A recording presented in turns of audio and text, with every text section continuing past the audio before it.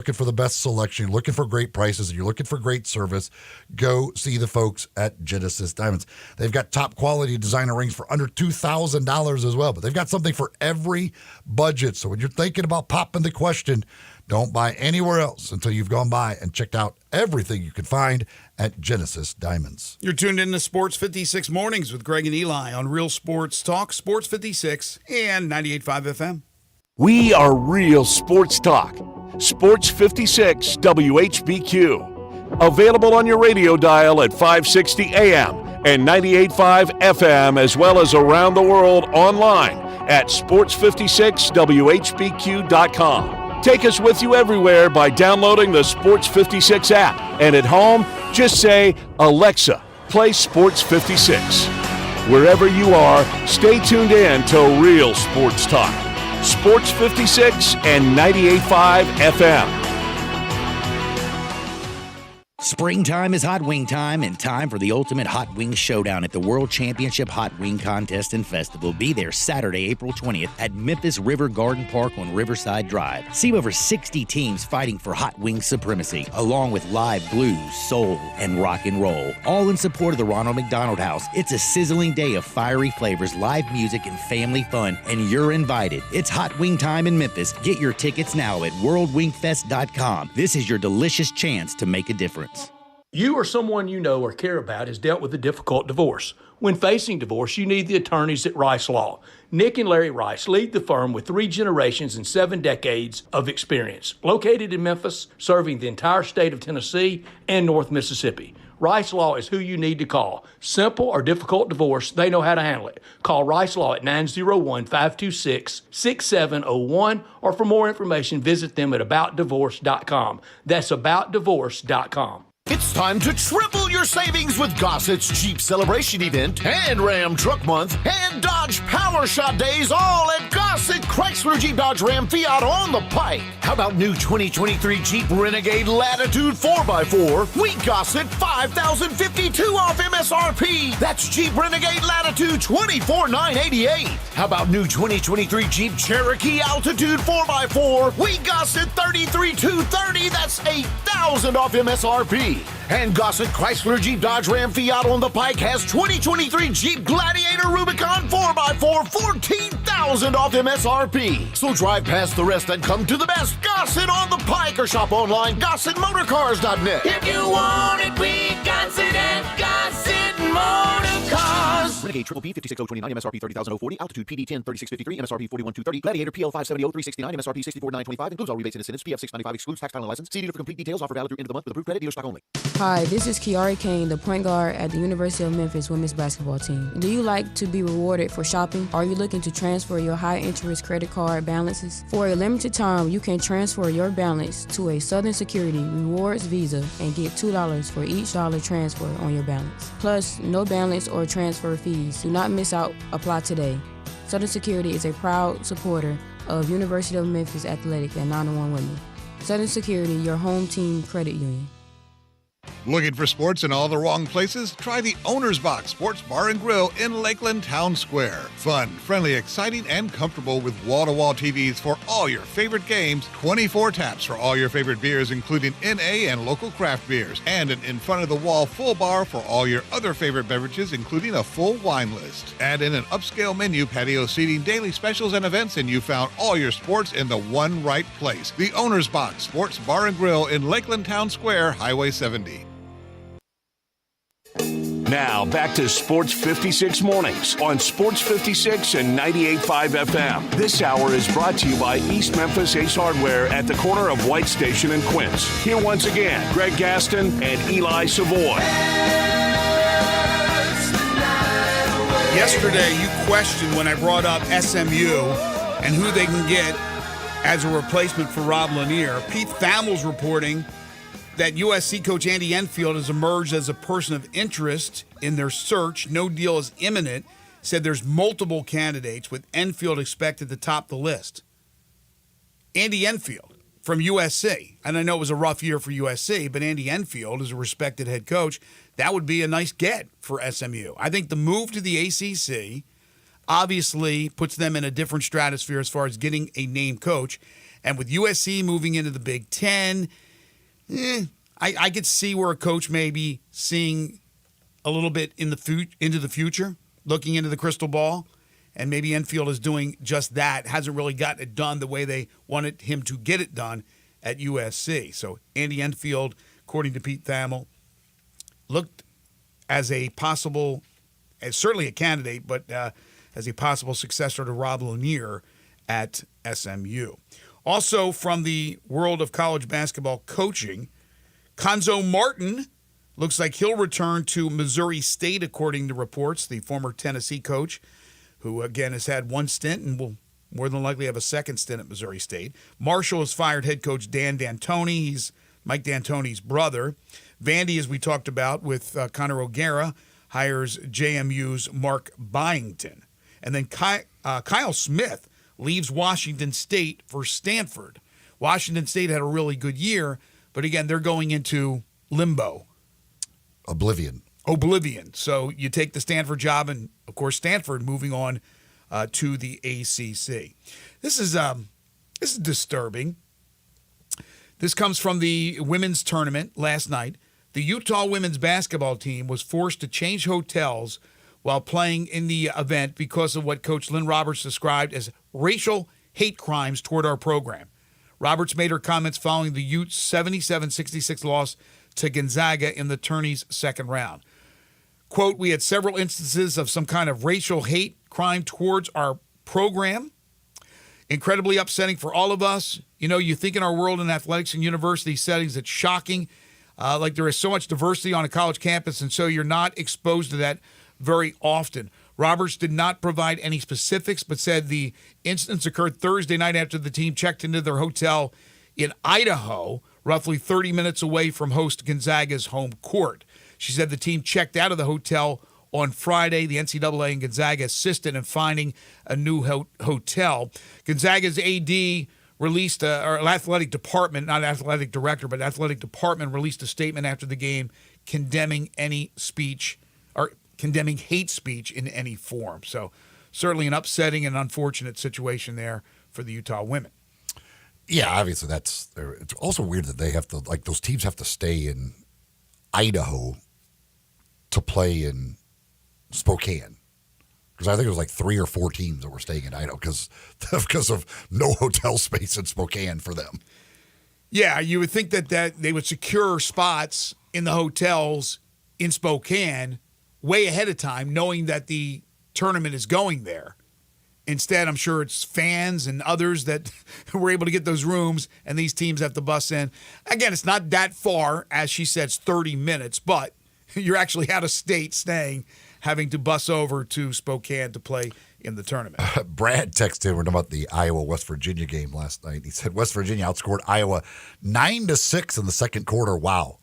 Yeah, the second quarter last night was not that will not be the film. If anybody's trying to sell others on women's basketball, they will not show that second quarter, even with Caitlin Clark involved. It was not pretty. It will not go down as a barn burner at all. Iowa averages like 90 points a game or something, and like that. So, and normally they lose the games. Like they always score 64 points, but they were able to find a way last night. But yeah, that second quarter was a bit rough, to say the least. Portal news with teams being eliminated from last weekend's play. More players have hit the portal. South Carolina's leading scorer, Michi Johnson, enters the portal. Charlotte big man Igor Milicic hits the portal. 6'10", third-team All-AAC performer, averaged nearly 13 points, 8.5 rebounds, and shot 38% from three-point range. Milicic in the portal. New Mexico guard Jamal Mashburn Jr. in the portal. He was here with his team playing in Memphis, and a number of others. So many, too many, to talk about here on the program. That's just a few. And as, again, each team gets eliminated, more players will jump into the portal.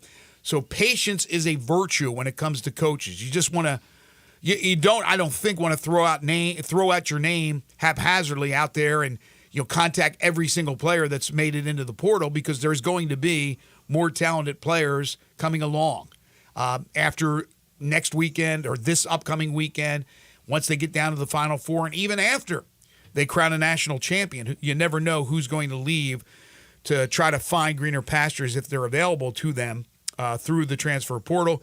But that's why you don't see a ton of names being associated with Memphis. Although Memphis's name popped up on a few lists of players, it's not as many as it was last year. It seemed like every single time somebody jumped in the portal, a list would come out and Memphis would be on that list.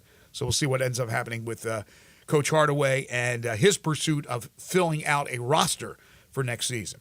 When we come back, hour 2 of the program, we'll open up with Humdinger's Trivia and then some big news, a big announcement made by a local sports star. We will get to that. Also, Jeff Crane from the University of Memphis and your calls and texts on the Sissy's Log Cabin listener lines. You're tuned in to Sports 56 Mornings with Greg and Eli on Real Sports Talk, Sports 56 and 98.5 FM.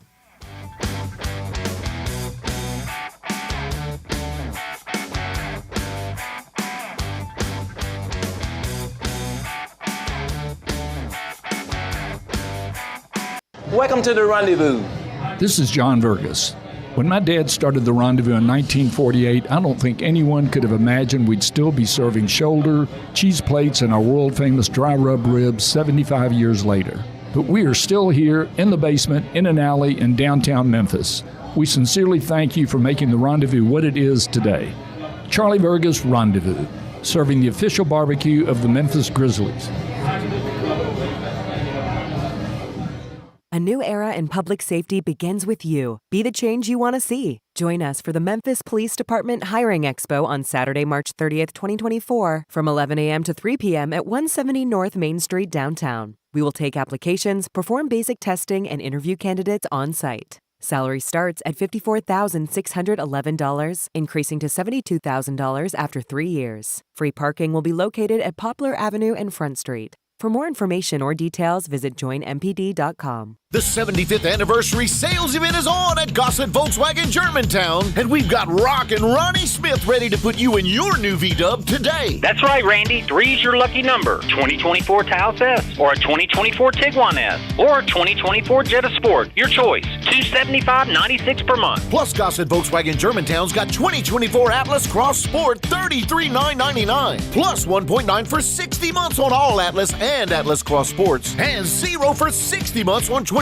Tiguans. But only at Gossett Volkswagen Germantown. Come see me, Rockin' Ronnie Smith, and let me put you in your new V-Dub today. Gossett Volkswagen Germantown, 7420 Winchester Road, or online, GossettVWG.com. All 36-month lease, 7,500 miles, 20 cents excess mileage. Cannot combine APR offer with 3,000 customer cash rebate. House RMO 53314, MSRP 26063, Tiguan RM 003120, MSRP 30,026, Jetta RMO 48802, MSRP 25506, Cross RC 23156, MSRP 38998. Includes all rebates and incentives. BF 695 excludes tax and license. See dealer for complete details. Offer valid through end of the month with approved credit. Dealer stock only. Bartlett Small Engine has been serving quality power equipment since 1970. They have a full line of power equipment, parts, and services for most makes and models. Bartlett Small Engines has the best brands in the power tool industry, and they're all American made. Bartlett Small Engine is your can-do store. 6780 Summer Avenue. Call 901-386-9779. Bartlett Small Engine has free pickup and delivery both at your home and curbside for lawnmowers, blowers, edgers, and any small engine. Call 901-386-9779.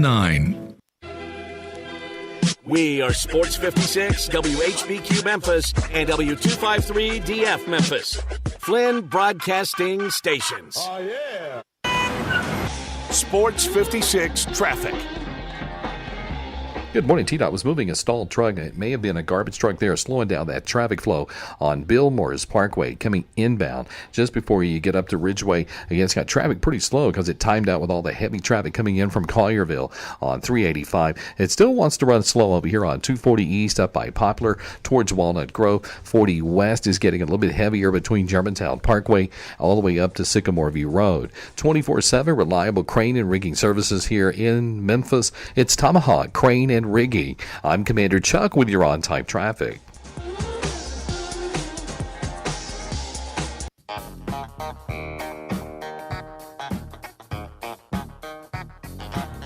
Now back to Sports 56 Mornings on Sports 56 and 98.5 FM.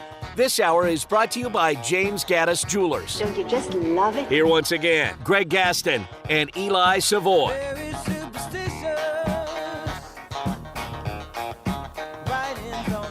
Welcome back, everyone. 8:02 the time. Hour number 2 here on Sports 56 Mornings, the Tuesday, March 26th. 2024 edition. Greg Gaston, Eli Savoy, and Zach Boyd with you from the Family Leisure Studios. Family Leisure, where family and fun come together. Their spring sale continues. Check them out at 2120 Whitten Road, just north of I-40. Sun's starting to peak. The clouds are going away. The rain is leaving the area. It's going to be a nice day. Currently 54, and it will get up to about 58 today. And we'll see a little bit of clouds, but for the most part, sunshine today. Then tonight, clear skies, low of 38. Tomorrow, brilliant sunshine with a high of 60 degrees for your midweek Wednesday. As I mentioned before the break, coming up here in hour number 2, we'll talk to Jeff Crane from the University of Memphis. We got some big news involving a local sports standout, but it is Tuesday, so that means it's time for Humdinger's Trivia. That's right. It's an opportunity to win a $25 gift certificate to Humdinger's, where you can enjoy some of their delicious food. Of course, on Tuesdays, it's Taco Tuesday, which means their chicken and fish tacos are just $2 each all day long. That's each and every Tuesday. But beyond the tacos, so many other great items on the menu, from their grilled fish options to their sandwiches like the po' boys. They've got over there some great sides, some great appetizers. There's some new items on the menu that were added when they kind of did a little remodeling over there recently. So if you haven't been in a while, you can check out some of those new menu items as well over at Humdinger's, located at Poplar and Massey. That's where you can find them. If you got an event that you need catering for, they certainly could take care of that as well. If you go to humdingersrestaurant.com, you can get all the information about catering, plus check out the entire menu that they have for you over at Humdinger's. Again, that's humdingersrestaurant.com. If you are the first to answer our trivia question correctly, well, then you get a $25 gift certificate to Humdinger's. You can answer via text on the Sissy's Log Cabin listener line. Text in your answers at 901-360-8255, 901-360-8255. And that first correct answer gets the $25 gift certificate to Humdinger's. And here is today's question. We saw some incredible performances over the weekend and the first couple of rounds of the NCAA tournament, from triple doubles to a 40-point game, all kinds of outstanding performances. But here is the question for today. Who was the last player to score 50 points in an NCAA tournament game? Who was the last player to score 50 or more in an NCAA tournament game? Text in those answers, 901-360-8255, 901-360-8255. The last player to score 50 or more in an NCAA tournament game. The first correct answer will get the $25 gift certificate to Humdinger's, and you can answer via text, 901-360-8255. By the way, I found out the women last year used the 2 regional site. That was the first year. They announced this plan back in 2019 that they were going to be switching to 2 regional sites in 2023. That's how much I paid attention to it last year. So I had no idea. So this is the second year of using the 2 regional sites rather than the 4 regional sites. I'm still not sure exactly why. I don't really understand necessarily the purpose of it, but saving money, I guess. But yeah, they announced this back in 2019.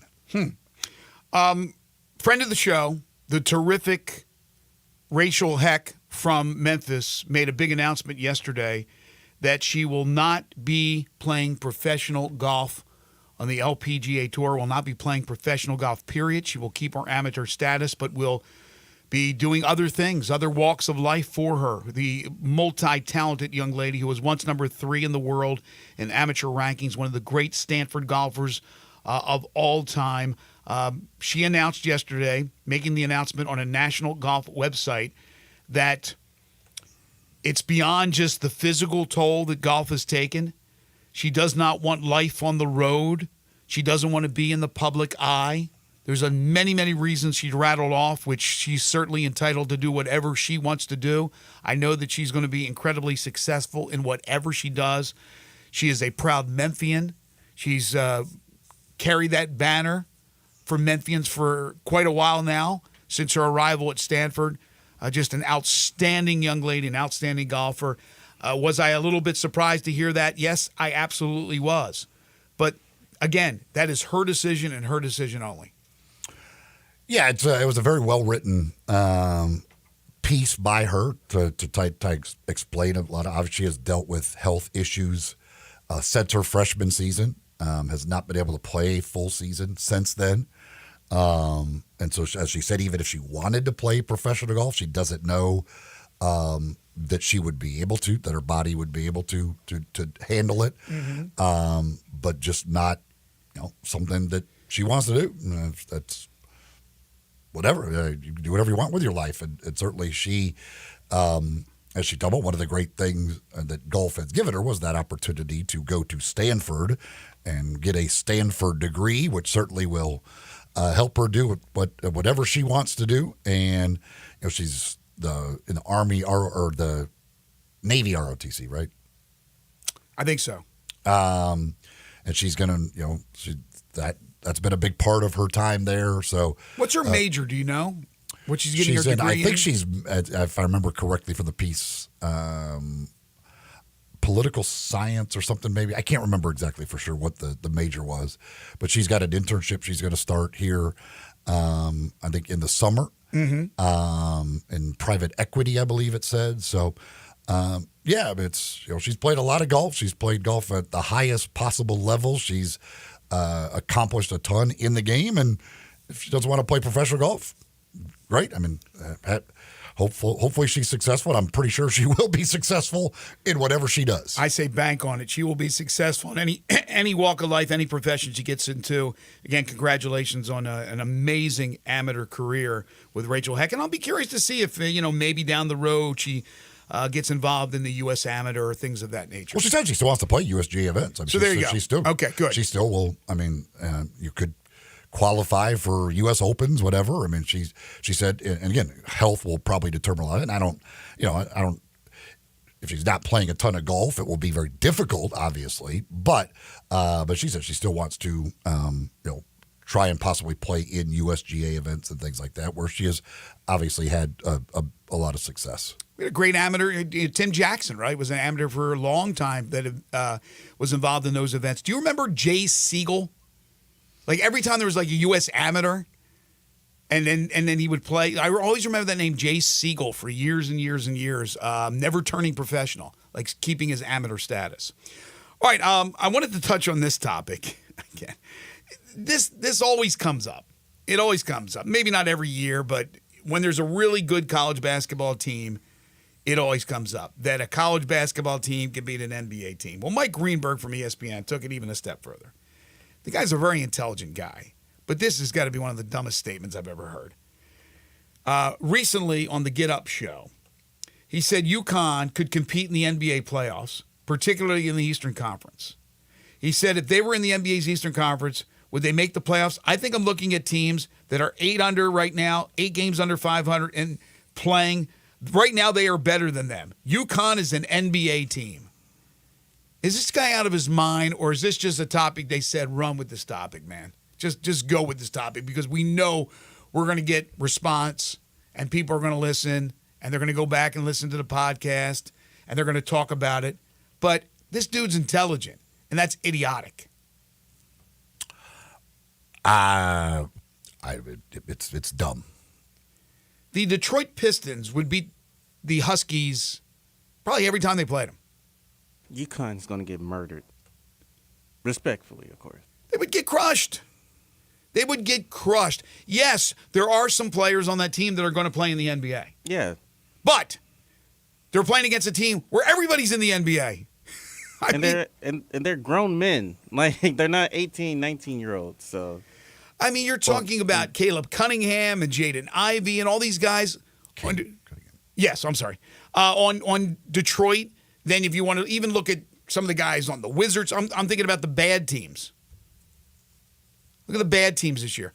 Hey, the Grizzlies are a bad team. The Grizzlies with all those dudes that were put on the team because of injuries with 10 days and 2 ways and all that, all those guys without Desmond Bain and Jaren Jackson Jr., but just the other guys, they would beat Connecticut all the time. That's just the way it is, man. These are professional players, like you said, most of them grown men, not all of them. I mean, Gigi Jackson's still a kid, but come on. Let's be real here. And he, again, I respect him. He's not one of my favorite, but I respect him. He's an intelligent guy. All you got to do is listen to him, and then he makes an idiotic statement like that. I have no idea how intelligent he is or isn't, but well, I would guess by that statement maybe he's I'm wrong. not very intelligent. Yeah, maybe I'm wrong about that.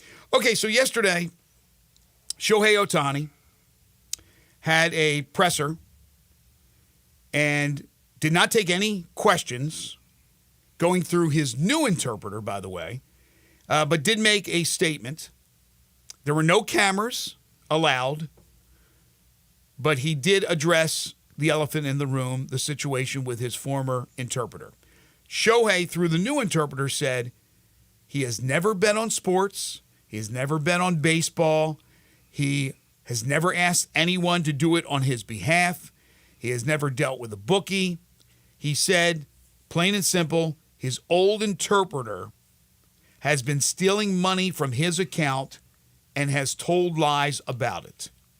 We know the number $4.5 million, which has been publicized, but we don't know if that's all the money because we've had Brandon Lang on the show talk about that situation. But before we get in depth with the statement that he made and really where we are with this, Pete Rose, the hit king, Charlie Hustle, who's had a little history with gambling. I don't know if you know this, Eli, but he has. And he was, I don't know if it was a podcast. This is a snippet from an interview he was doing, but he's with some dude. I don't know who the guy is. And this was Pete Rose's response yesterday. Zach? Pete's never sounded I better. might be having a little internet issues right now. All right. When you get that ready to go, let me know. I don't want to give it away. It's short, it's sweet, it's to the point, and it's quintessential Pete Rose, to be honest with you. All right. But we heard Brandon. Again, I'm not saying you got to believe what Brandon had to say, although he's an insider in that world of gambling and handicapping and things of that nature. Do you have it now? Okay, play that. Matt Thrash here, enjoying some March Madness with my great friend Pete Rose. And we were talking about the current goings-on in baseball right now, and Pete wanted to mention something. Well, back in the 70s and 80s, I wish I'd have had an interpreter. I'd be scot-free. There you have it from the Hit King. But you didn't, and you were an idiot. So you're not. I'd be scot-free. We don't know Shohei from anybody else. Do you believe that this is all innocence and maybe stupidity on his part, that he doesn't have the right people looking at his finances, or that he's not taking care of it himself? What do you think? Well, he didn't really address, there's two big questions. One, originally his people are the ones that said he sent the money to cover the interpreter's debt. Right.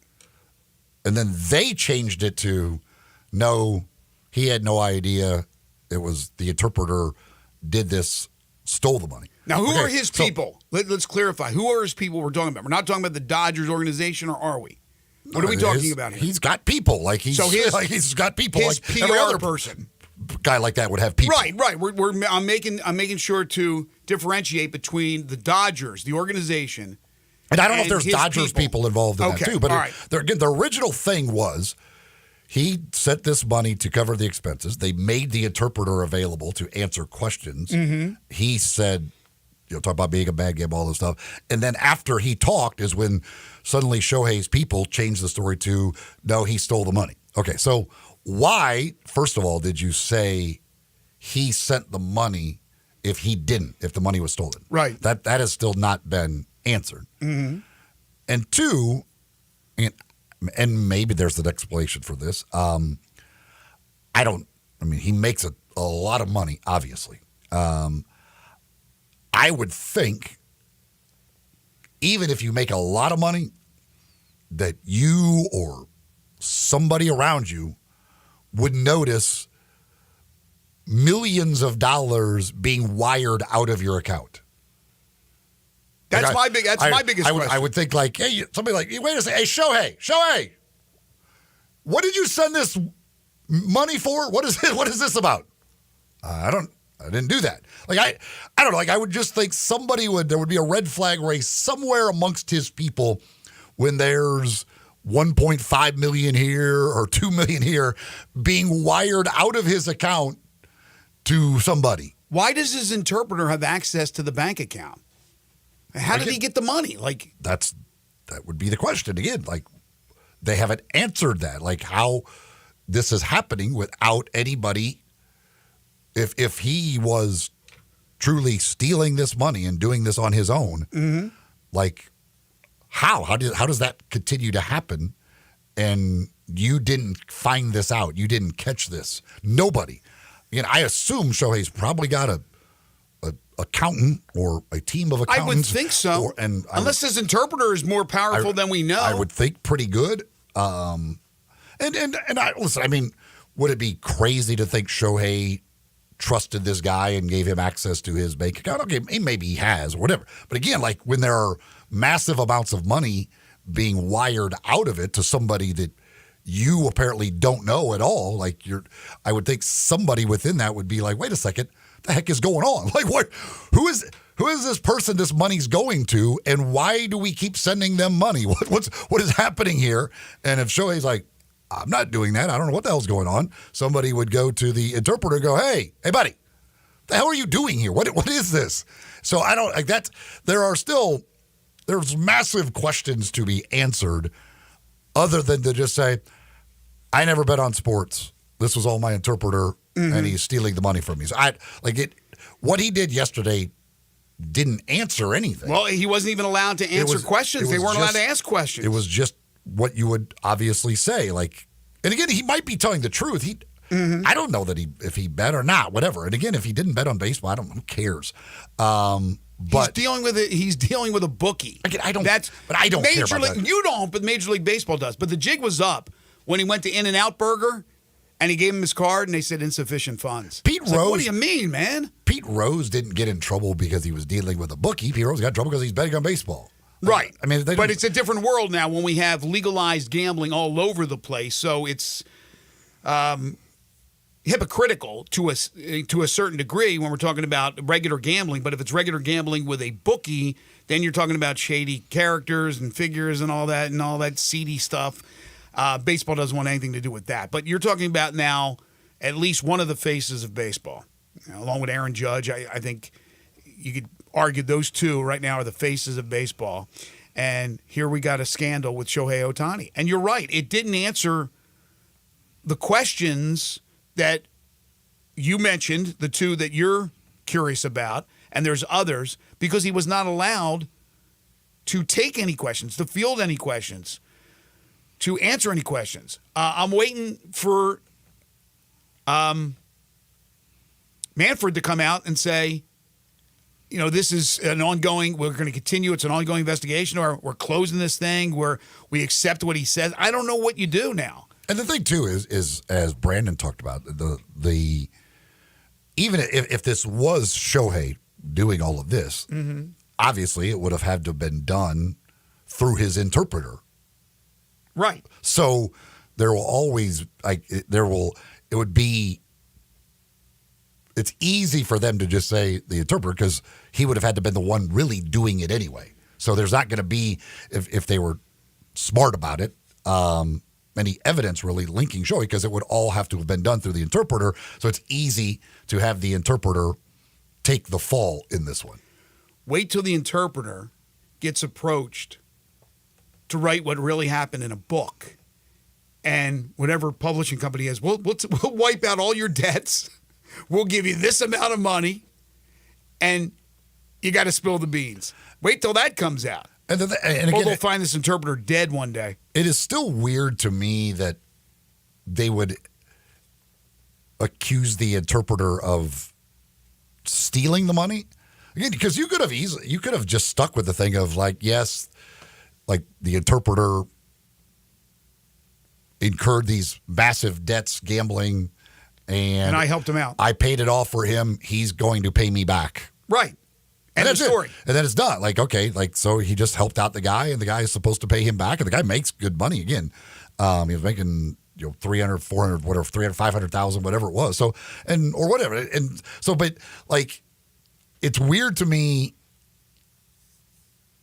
especially if it was Shohei and the interpreter's just taking the fall, why you go the next level and accuse him of the theft part of it is a little strange to me. I don't know. There's a lot of levels of this that don't make a whole lot of sense. Well, they accuse him. He accuses him, but will he prosecute him? Nope. I guarantee he doesn't prosecute him. He'll be taken care of. He's back in Japan, and they're trying to put this thing to bed, right? And I don't know. Major League Baseball may accept it. I'm not going to sit here and say the guy's lying, but again, I go back to what Lang said on Friday, and he made a pretty good case for why it's Shohei Ohtani that's doing the gambling.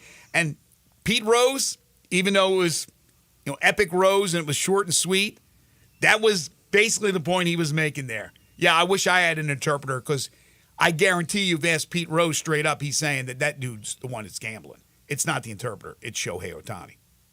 If only Pete Rose could have been that honest about himself when he knew who really was doing the gambling and lied about it. If he had just called out the correct person then, maybe things could have been differently for Pete. Rose, but he tried to blame it on an interpreter that he didn't have. Pete Rose would bet 10-1 that Shohei Ohtani is the one doing the gambling and not the interpreter. We do have a correct answer for our Humdingers trivia. The question was, who was the last player to score 50 points or more in an NCAA tournament game? And we do not need a tiebreaker. There were multiple correct answers, but one correct answer beat the others. You got to go back to 1987 for the last 50-point game in the NCAA tournament, and that would be the Admiral, David Robinson, who posted exactly 50. One of 6 50-point games in the NCAA tournament. Austin Carr has 3 of them, which is crazy to think. Dude, he was a hell of a scorer. Half of the 50-point games that have ever been recorded in the NCAA tournament belong to one person. But David Robinson was the most recent in 1987. We'll be contacting our winner, let you know how you get your $25 gift certificate to Humdingers. There's breaking news from the NFL. The NFL owners have adopted and approved for this upcoming year a revamped kickoff format. We will talk about that later on in the show. When we return, though, it's all about the University of Memphis, as Jeff Crane will join us. James Gaddis Jewelers is the second-hour sponsor of Sports 56 Mornings. They are your family's jeweler. 4900 Poplar between Mendenhall and St. Nick, and on the web at GaddisJewelers.com. They're your bridal, engagement, and anniversary jeweler headquarters. But much more than just engagement rings, wedding rings, personally designed wedding sets. They have beautiful watches of all types, new and pre-owned Rolexes. They have tons of custom-made jewelry, gemstones of all types, bracelets and necklaces, earrings and pendants, plus one-of-a-kind estate and vintage jewelry, and they're always adding to that collection. So I guarantee you, every time you go into that store, you're going to see things that you didn't see the previous time. James Gaddis has experts to help you with wedding and engagement rings, plus 2 repair experts for fine watches and jewelry. Layaway and financing is available. They'll buy your gold, silver, and diamonds. And if you need something appraised, James is a certified appraiser. Just bring it on in to James Gaddis Jewelers, right in the heart of East Memphis at 4900 Poplar, between Mendenhall and St. Nick, and on the web at GaddisJewelers.com. You're tuned in to Sports 56 Mornings with Greg and Eli on Real Sports Talk, Sports 56 and 98.5 FM. Add a little fun to your lunch break. Join Johnny Radio for Sports 56 Happy Hour from 11 to 1 every weekday on Sports 56 and 98.5 FM. Is your home screaming for an upgrade? Listen closely because Choate's Air Conditioning, Heating, and Plumbing is about to make your day. First up, say goodbye to cold showers and hello to endless hot water with our tankless water heater upgrade. Not only does it save space and energy, but it also keeps the hot water flowing exactly when you need it. And here's the kicker. Switch from your old tank to a sleek, efficient tankless water heater now, and Choate's will hand you a $500 credit. Yep, you heard that right. $500 back in your pocket. But wait, there's more. Clogged drains are a hassle no homeowner wants to deal with. With Choate's special offer, get your drains cleared for just $93 or it's absolutely free. That's our guarantee to make it drain or you don't pay a dime. So why wait? Call Choate's today at 347-8086 or visit us online at choateshvac.com. And remember, Choate's, let our family serve your family.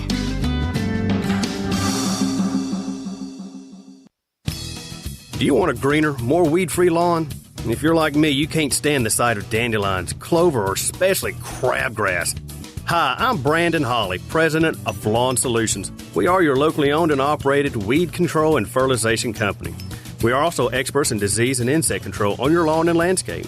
Our uniformed technicians are full-time, year-round licensed and certified by the state of Tennessee. Lawn Solutions' personalized service is far more superior to that of national companies that promise but simply cannot deliver. We return phone calls, we keep appointments, and we want your business. What we will not do is bother you with endless phone calls or junk mail. Lawn Solutions will not sell you something your lawn doesn't need. If you're looking for a local lawn care company to kill your weeds and feed your grass, then Lawn Solutions is the finest. Call us at 867-5626. That's 867-5626. Or go online at lawnsolutionsinc.net. From our family to yours, we want to thank you for your business. Chris Price, it's so good to see you. And you have a new business? Yes, Dave. MetroBuildersMemphis.com. Have you noticed water stains on your ceiling? With storm season here, take a walk around your home or business and look up. Make sure there are no water stains signaling a leak prior to the heavy storms coming in. If you do see signs of water, call me. My team and I will come out, diagnose the problem, and prescribe a fix. Our team of Hague-certified inspectors are waiting to assist with any inspection or repairs you may need. We have 3 crews dedicated to repairing roofs in the Mid-South. As certified Owens Corning and Mule High dealers, we offer 20-year no-dollar limit labor and material warranties that offer hassle-free ownership. That's our hassle-free ownership guarantee. Allow Metro Builders team of professionals to assist you in maintaining your property's integrity and value. MetroBuildersMemphis.com. Your local commercial roof experts. Ask about our commercial roof maintenance agreements. Protect your investment with MetroBuildersMemphis.com. Call me, 901-375-1717. That's 901-375-1717. 375-1717. Top Gun is the largest indoor range in the Mid-South, but size isn't their only difference. Top Gun has the best instructors with over 300 years combined experience and classes all the way from first shot to master marksmanship. Plus, Top Gun is affordable. Gold membership is just $48 a month. That's just $1.60 a day for unlimited range time, free gun rentals with purchase of ammo, and members lounge access. Top Gun, 2770 Witten Road and TopGunMemphis.com. Always shoot with the best. Top Gun Memphis. For the latest from the world of golf, tune in every Saturday morning from 9 to 11 for the Golf Shop Radio Show, presented by PlayGolfMyrtleBeach.com, the golf capital of the world. Hosts Mark Greenhelge and Matt Blanchard talk golf from tee to green and everything in between. If you like golf, you're going to love Golf Shop Radio. Before you tee up, drop on in. Welcome to the Golf Shop here on Sports 56. Real sports talk. This Sports 56 traffic report is brought to you by Luttrell Belting. They keep you moving. Good morning. TDOT's trying to move this crash on 40 eastbound at Covington Pike. It's had traffic crawling over here for the last few minutes. Again, that's I-40 eastbound at Covington Pike. It remains heavy on 240 east up by Poplar as you work your way up towards Walnut Grove. Again, 385. Looking a little bit better since we had that stalled garbage truck earlier out there near Kirby on 385 Billmores Parkway coming inbound. Weimer's Jewelry, 7525 Highway 64 is your full-service family-owned jewelry store right here in Memphis. I'm Commander Chuck with your on-time traffic.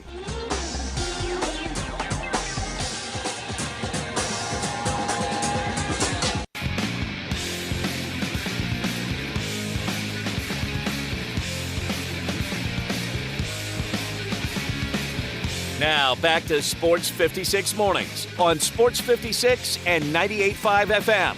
This hour is brought to you by James Gaddis Jewelers. To reveal the full spectrum of its dazzling color. Here once again, Greg Gaston and Eli Savoy. Welcome back, everyone. 8:32 the time. Halfway home on this Tuesday edition of Sports 56 Mornings. Greg Gaston, Eli Savoy, Zach Boyd with you from the Family Leisure Studios. And now about to be joined by Jeff Crane.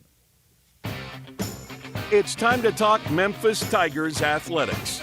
Joining Greg and Eli is University of Memphis Deputy Athletics Director Jeff Crane.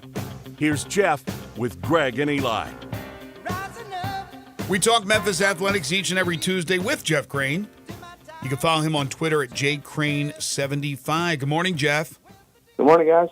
Congratulations on everything that happened with the NCAA first and second rounds here in Memphis from the school standpoint, with all the hard work and the due diligence that you guys did, the staff going well beyond probably what they would normally do to make it a great event. So kudos to everyone.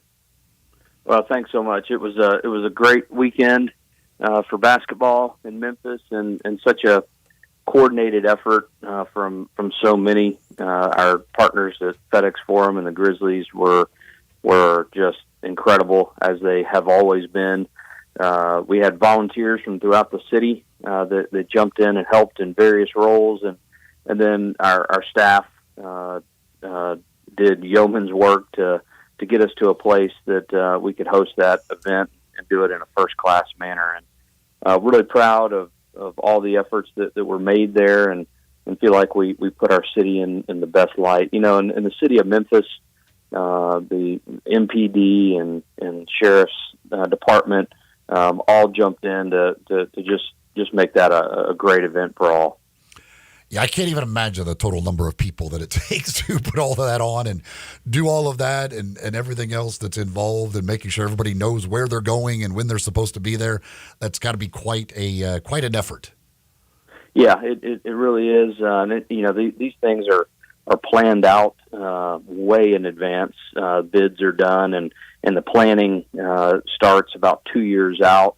And the NCAA's got a very detailed plan, but they essentially hand you the plan and say, "Hey, you guys go make it happen." And from the hotels and Memphis tourism and the airport, I mean, there's a lot of detail that goes into this to make sure it all runs very smoothly. But we were so pleased and got great feedback from the schools that were here. I was just going to ask you about feedback from the schools. Okay, that's one thing. How about from the NCAA itself? Have they contacted you? Will they contact you and kind of go over what went right, what went wrong, if anything did go wrong?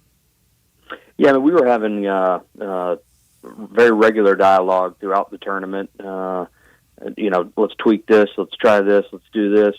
Things that most people would have probably never seen, but we were throughout getting just such great feedback on the overall experience, and we'll certainly have some debriefing opportunities with the NCAA and others, and that process actually starts next week. We're excited to kind of take all that in and determine how we can go about it even better in the future. And I think there's going to be more opportunities to host NCAA events. Leftwich is a nationally prominent facility, and the opportunity to host NCAA tennis tournaments at that facility is something we'd like to look at very soon. So lots of opportunities ahead. Well, and with that, because we know it was reported there's not many bids submitted in that next round of NCAA tournament stuff, but do you guys still in the future want to host NCAA tournaments? Yeah, absolutely. We very much would like to do that, and intend to bid on the next round. Our first opportunity next will be 2029. So those bid packages have not come out yet, but expect them to toward the end of this calendar year, and we fully intend to bid on all future basketball and as I mentioned, other NCAA tournament opportunities as well. And when that bid is made, that is a a combination of city officials with school officials coming together to make that bid? How does that process actually work? Because obviously what Eli alluded to was missing the bid timetable for, I guess, 28 or 27, 28, but now back into hopefully what will be bidding in 29 and beyond. Yeah, it's a coordinated effort primarily between Memphis Tourism and our athletics program, and we certainly involve others. FedEx Forum has a big voice in that bid process, obviously, as well, being the facility.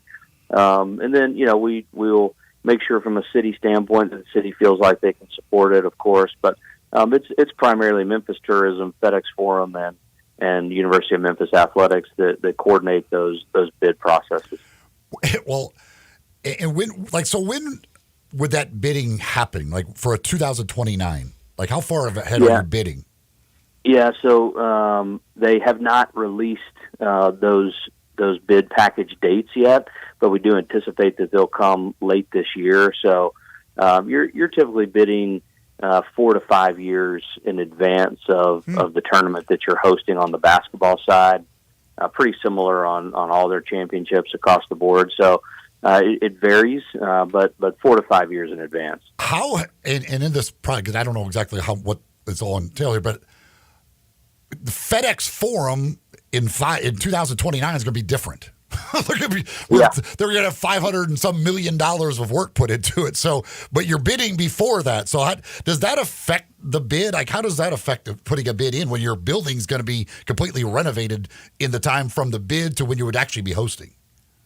Yeah, I mean, it could impact some of those things, but I think as long as you can present a solid plan and really their greatest concern 4 to 5 years in advance is, will the renovation be complete by that date, or will it be ongoing during that date? So I think if you could give them peace of mind that the building won't be under renovation when the event is taking place, then some of those specifics in terms of how many seats and what type of seats, et cetera, would come later.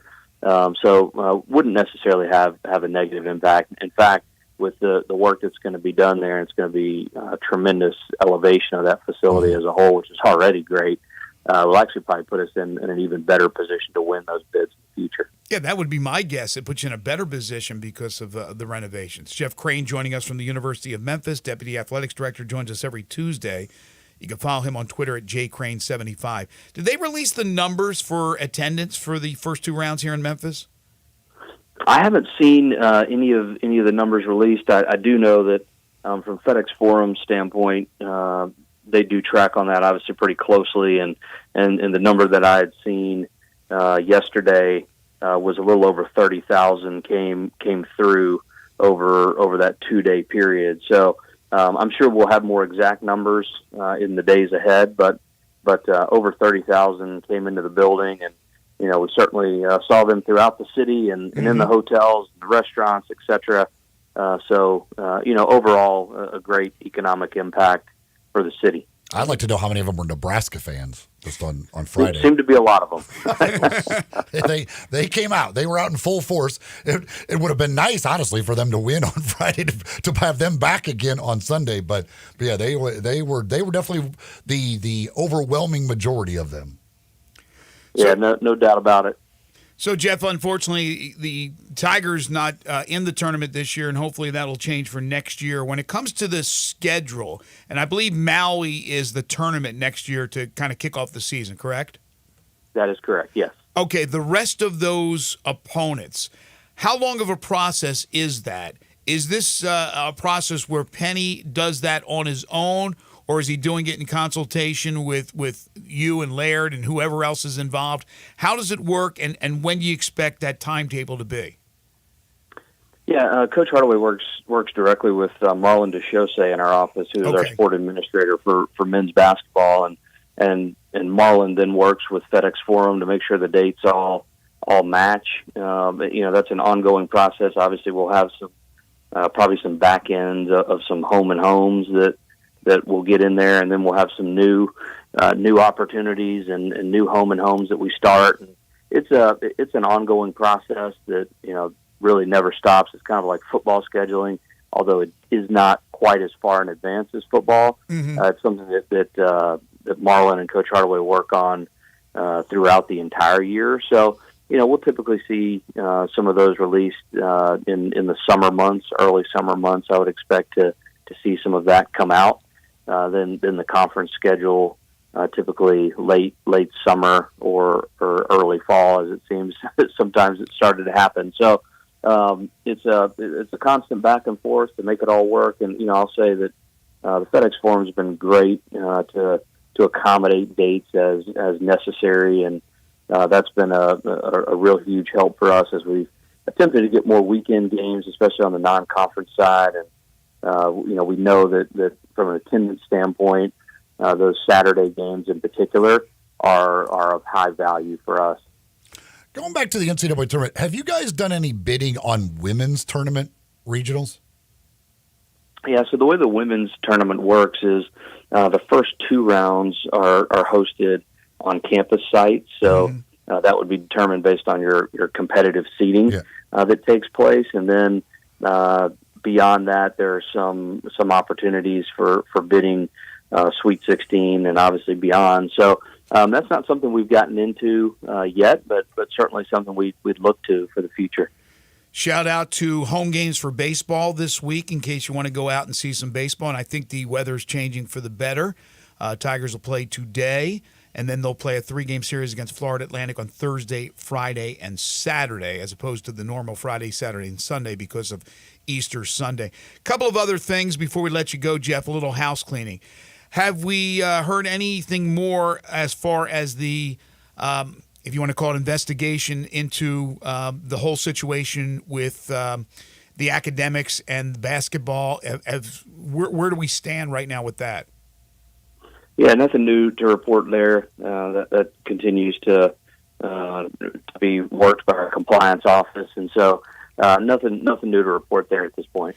Okay, and then as far as the renovations, and we talked to you last week about that, with the spring game, and the date is, again, it's April 20th. April 20th. April 20th at 3 o'clock. Okay, so April 20th. Obviously, the wrecking bar, whatever is going to be used to renovate, will not start until May, so that'll have no effect as far as the game itself. So fans who want to come and see, which is free to the public, they can sit wherever they want, correct, or not? Yeah, that's right. It'll, the stadium will not have any impact related to the renovation yet. So that'll be something that'll come later in May. So, when folks come to the spring game and when they come to the first couple Showboats games, they probably won't see much action. But soon thereafter, the exact date in May is still to be determined. But we'll start to see, lots of construction trailers showing up, et cetera, at some point in May. Anything we missed? Anything you need to tell us about? I will say that, we've got Ole Miss coming to town in baseball next Tuesday, next week. Yeah. So that's a big one that we're excited to host and expecting big crowds as we've had in the past, and encourage folks to grab those tickets early so they don't have to wait in line to get into FedEx Park, Avern Fogelman Field, and they can do that on GoTigersGo.com. But other than that, just another exciting week. We'll talk more about that Ole Miss game next Tuesday when you join us. Have a great week, Jeff. Guys, go Tigers, go. Thank you so much. Jeff Crane, University of Memphis AD. Again, 5 straight home games with the game today, Thursday, Friday, Saturday, and then Ole Miss on Tuesday of next week. When it comes to moving, it can be a stressful time, but you can take a lot of that stress and worry out of the process if you don't try and do it all yourself. You want to get the right people to help you, right people that do it for you, and that's going to the professionals. That's what you need to do. You need to give Black Tie Moving a call. 901-316-6196. 901-316-6196. Or you go to blacktiemoving.com/Memphis. Talk with the professionals. Talk with the experts at Black Tie Moving. They'll come up with a plan fitting your needs and fitting your budget as well. They'll give you a no-obligation quote up front so you know exactly what it's going to cost as well. And throughout the entire process of the move, if things come up, questions come up, they've got somebody there available. You got your own moving concierge available to answer those questions for you. So don't try and do it yourself. Don't ask your lazy friends to help you move. Get the professionals. Black Tie Moving in 901-316-6196 or blacktiemoving.com/Memphis. Some interesting comments made by a UFL coach and a former head coach in college football about the future of the game. This is Sports 56 Mornings. We'll get to that in just a moment with Greg and Eli on Real Sports Talk, Sports 56 and 98.5 FM. You already know you can listen to Sports 56 anywhere with the Sports 56 app or at sports56whbq.com. But you can also watch us daily with live video of all of our shows on Twitter, Facebook, YouTube, and Twitch. Looking for sports in all the wrong places? Try the Owner's Box Sports Bar and Grill in Lakeland Town Square. Fun, friendly, exciting, and comfortable with wall-to-wall TVs for all your favorite games, 24 taps for all your favorite beers, including NA and local craft beers, and an in-front-of-the-wall full bar for all your other favorite beverages, including a full wine list. Add in an upscale menu, patio seating, daily specials, and events, and you found all your sports in the one right place. The Owner's Box Sports Bar and Grill in Lakeland Town Square, Highway 70.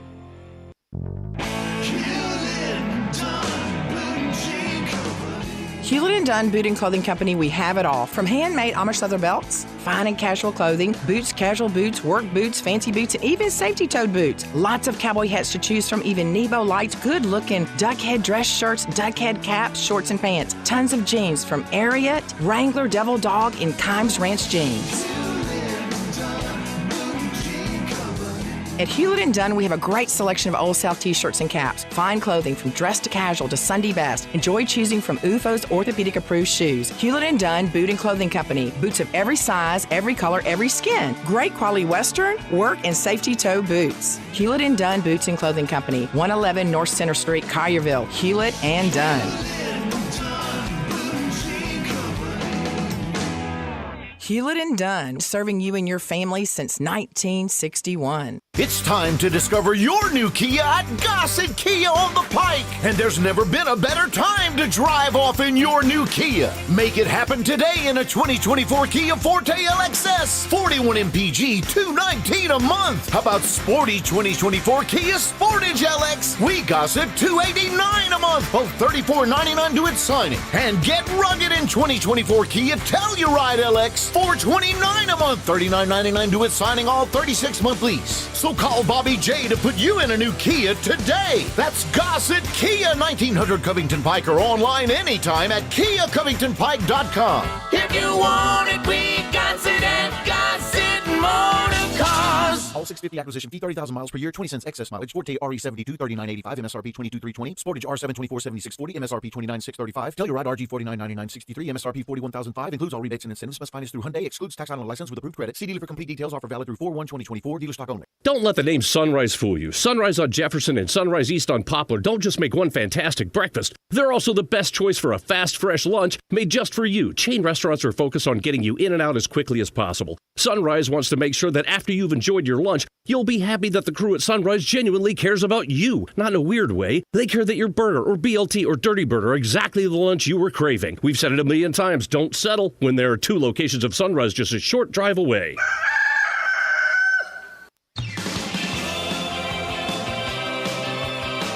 Now, back to Sports 56 Mornings. Isn't it a lovely morning? On Sports 56 and 98.5 FM. This hour brought to you by James Gaddis Jewelers. Here once again, Greg Gaston and Eli Savoy.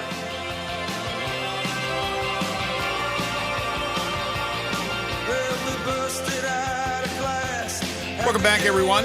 Final segment here in hour number 2. Bob Stoops has had a lot of success as a football coach. He's currently the head coach of the Arlington Renegades of the UFL.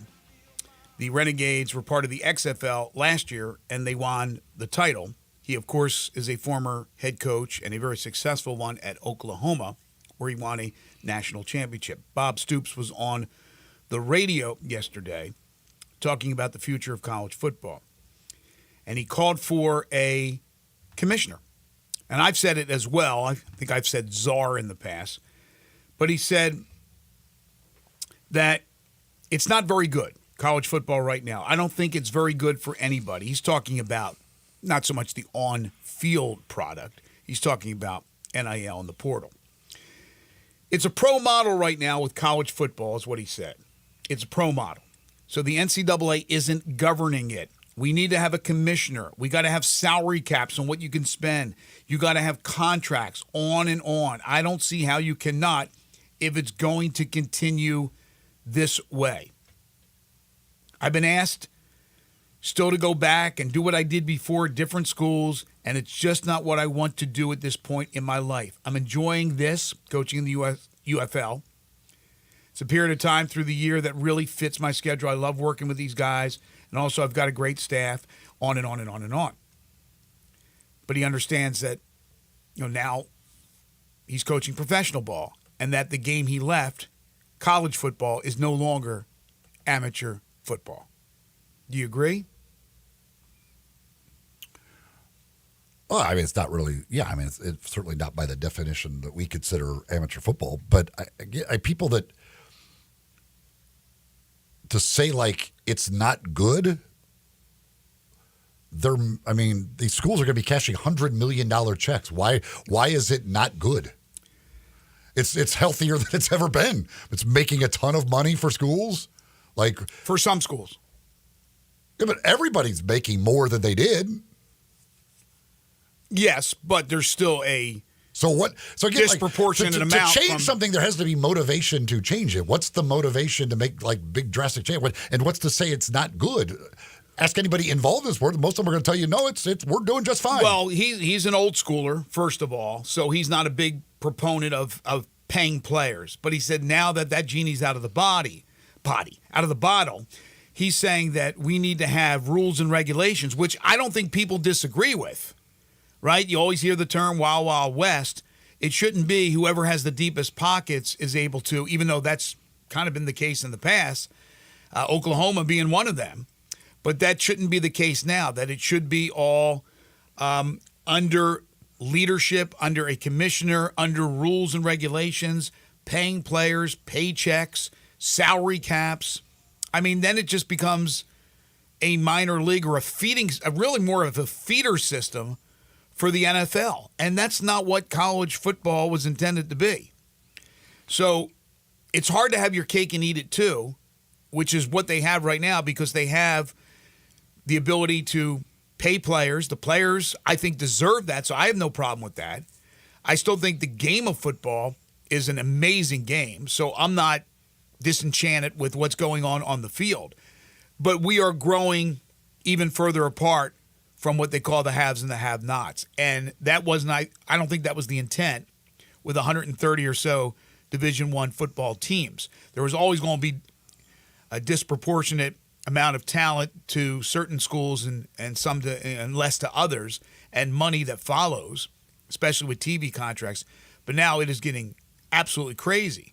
And if you have unlimited resources, then you're going to be able to buy the best players.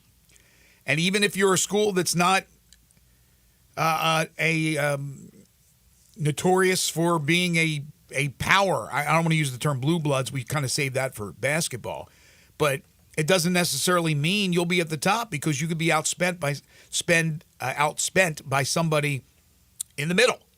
But more than likely, you're going to see continued separation of the top tier, and that's the avenue we're going down. So I understand what he's saying. I don't go as far as I want it completely like a feeder system, a professional system. But I do believe there needs to be, I don't care what you call it, commissioner, czar, president, whatever, that has to run football, because the NCAA isn't running it. Not that we know. They run 1AA and Division II and Division III, and obviously they're still the governing body of amateur athletics. But when it comes to college football playoff, no, they have nothing to do with it. So they need somebody in place. They have to have unilateral rules and regulations for all these schools. Yeah, if you want to put a commissioner or whatever in place. I'm all for that. That makes sense. But again, to say it's not good or to make change in a sport, somebody involved in it needs to want the change. And what's the reason to want change? Players went from making nothing to making money. Administrators are making money hand over fist. TV contracts keep going through the roof. The only people that don't really like it right now are the old school coaches. Everybody else is just fine with it because they're all making money. Yes, except if it separates where the SEC and the Big Ten take off and leave everybody else in the dust, then there's going to be a lot of people coming out of the woodwork to complain. But the overwhelming amount of people, I would imagine, are pro players being compensated. You're right. Old school, get off my lawn dudes certainly don't want that to happen. And that's not changing. We're not going back to a system where they're going to be complete 100% amateurs other than the brown paper bag of money that they're handed. That's never coming back. But how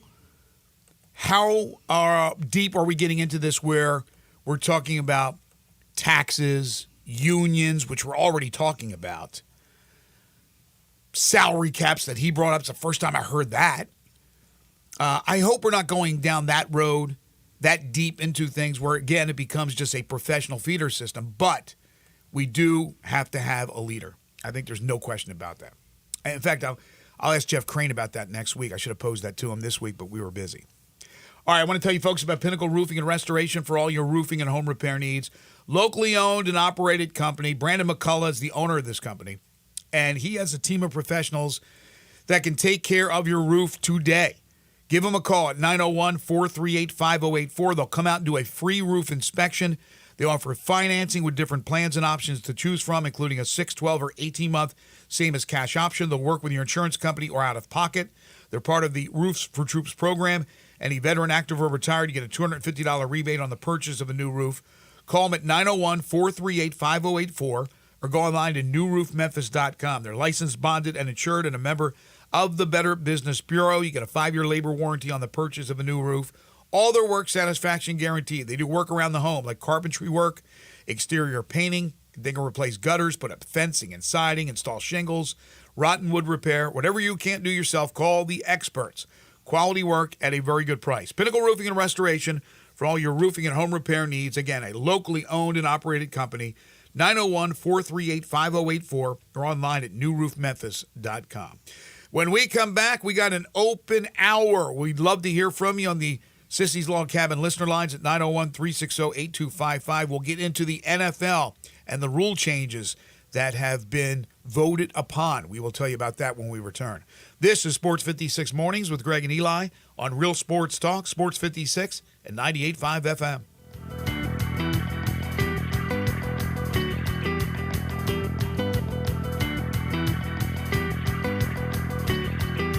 All 650 acquisition fee, 30,000 miles per year, 20 cents excess mileage. Forte RE72, 39.85, MSRP 22,320. Sportage R724, 7640, MSRP 29,635. Telluride RG 49.9963, MSRP 41,005. Includes all rebates and incentives. Must finance through Hyundai. Excludes tax on license with approved credit. See dealer for complete details. Offer valid through 4/1/2024. Dealer stock only. Hey, it's my man Jeff Allen bringing sweet deals from Gossett Kia South Mount Moriah. Hey, Randy, I've got a 2024 Kia Forte LXS that gets 41 mpg highway, and you can hit the road for just $219 a month. That's awesome. What else you got? 2024 Kia Sportage LX, $289 a month. Both 36-month lease and $34.99 due at signing. Or go big in a 2024 Kia Telluride S all-wheel drive, $429 a month. 36-month lease and $39.99 due at signing. Plus, get peace of mind with the 10-year, 100,000-mile powertrain limited warranty. So whether you live in Horn Lake, South Haven, Olive Branch, or Memphis, you'll be happy at Gossett Kia on Mount Moriah. We're online 24/7, KiaMountMoriah.com.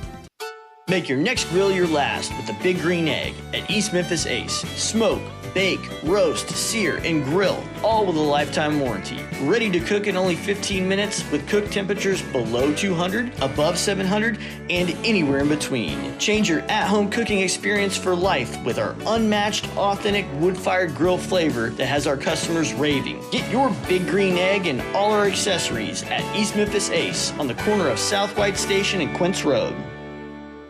If you're a pro and flooring is your game, we'll help you win it. Because at LL Flooring, all we do is floors. You want decor? Strike. You want plumbing?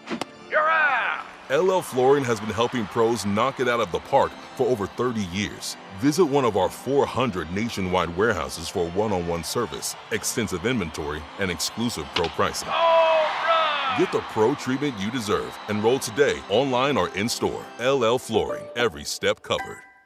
Texting privacy policy and terms and conditions posted at textplan.us. Texting enrolls for recurring automated text marketing messages. Message and data rates may apply. Reply stop, opt out. Minimum purchase required. Interest accrues from date of purchase but is waived if paid within promotional period. Go to windowappointmentnow.com for full offer details. Attention homeowners. Do you know when to replace your windows? Feeling too hot or cold? Fog between the glass? Spending too much on expensive energy that literally goes out the window? It's time to replace. And right now you can get a free in-home window consultation and free price quote from Renewal by Andersen. Plus with our March 31-day sales event, you can save $377 off every window and $777 off every door when you buy 4 or more units. Just text FRONT to 200-300 for your free consultation on top quality affordable windows or patio doors for no dollars down, no monthly payments, and no interest for a year. That's right, you don't pay a dime for an entire year. Text FRONT to 200-300 to save $377 off every window and $777 off every door when you buy 4 or more units. Hurry, this incredible 31-day sales offer is only in March. Text FRONT to 200-300. Text the word FRONT to 200-300. FRONT to 200-300.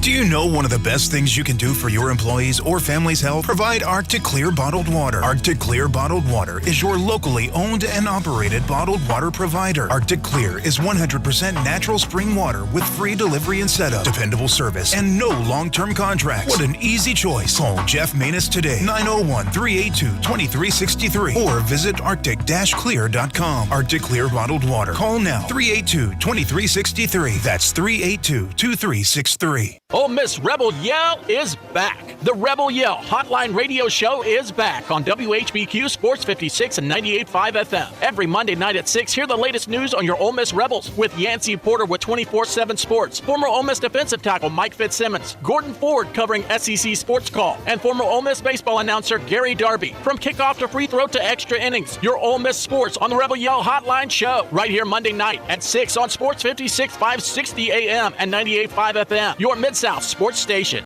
We are Sports 56, WHBQ Memphis, and W253 DF Memphis. Flynn Broadcasting Stations. Sports 56 traffic. Good morning. We had that earlier crash on 40 eastbound over here at Covington Pike that's trying to improve just a bit. It remains heavy on the interstate on 240 east as you come past Bill Morris Parkway, working your way up towards Poplar, and also there at Walnut Grove. That's going eastbound on 240 this morning. It's a little bit busy, 55 coming across the bridge over from West Memphis. 24/7 reliable crane and rigging services right here in the Memphis area. It's Tomahawk Crane and Rigging. I'm Commander Chuck with your on-time traffic.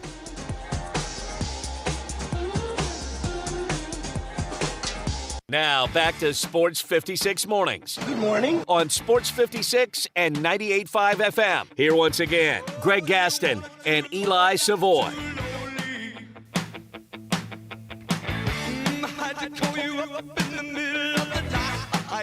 Welcome back, everyone. 9:05 the time.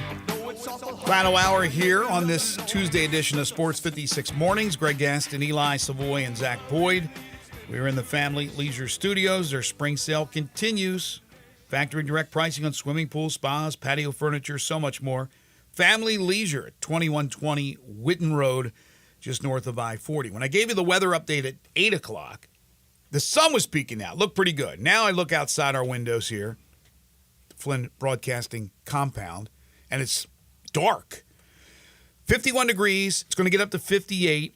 You're going to have a mixture of clouds and sun. Now, they say there could be a passing shower. We got a lot of the rain out of the area overnight, so it's not going to be some all-day affair if it happens at all.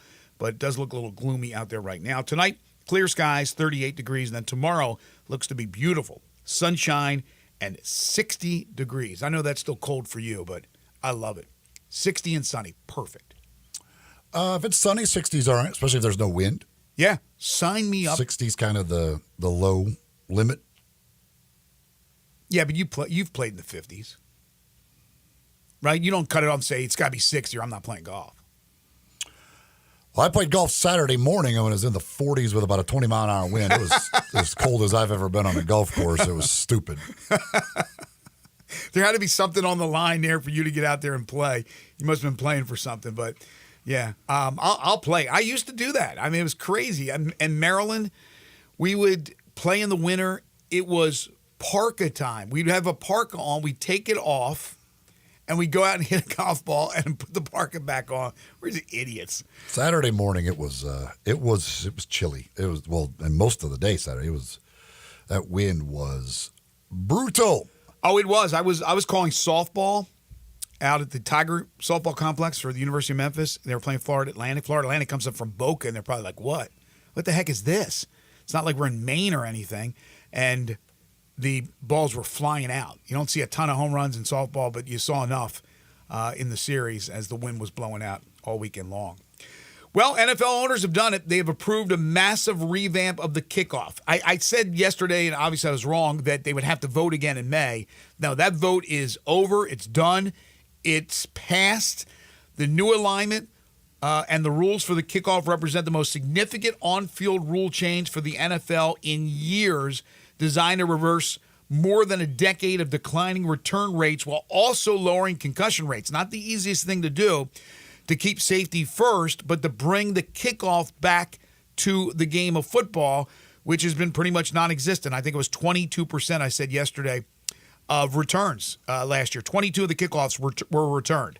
78% were not. So during the 2024 season, this upcoming season, kickers will continue to kick from the 35-yard line, but the other 10 players on the kickoff team will line up at the receiving team's 40. At least 9 members of the return team will line up in a setup zone between the 35 and the 30-yard lines. Up to 2 returners can line up in a landing zone between the goal line and the 20-yard line. No one other than the kicker and the returner or returners can move until the ball hits the ground or hits a player inside the landing zone. Touchbacks will be marked at the 30-yard line, and no fair catches will be allowed. In the event a team wants to attempt an onside kick, it will have to inform officials of its intent and would then be allowed to use the NFL's traditional formation. No surprise onside kicks will be allowed. Yeah, it's interesting because it passed 29-3. The 49ers, Raiders, and Packers apparently were the ones that voted against this. But yesterday, the thought was the reason they didn't vote yesterday was because they didn't have the votes to pass it. So I don't know. Whose butts did they have to kiss? I don't know what happened last night, but there was some little shenanigans going on maybe to get some votes. We were buying some votes last night. Got plenty of those darn things. Had some to spare by the time this morning rolled around. Let me take you out for a few drinks. We'll get a nice steak. Apparently there is like some reception that happens on Monday night. That's what they were. I think it was Tom Pelissero was talking about like that.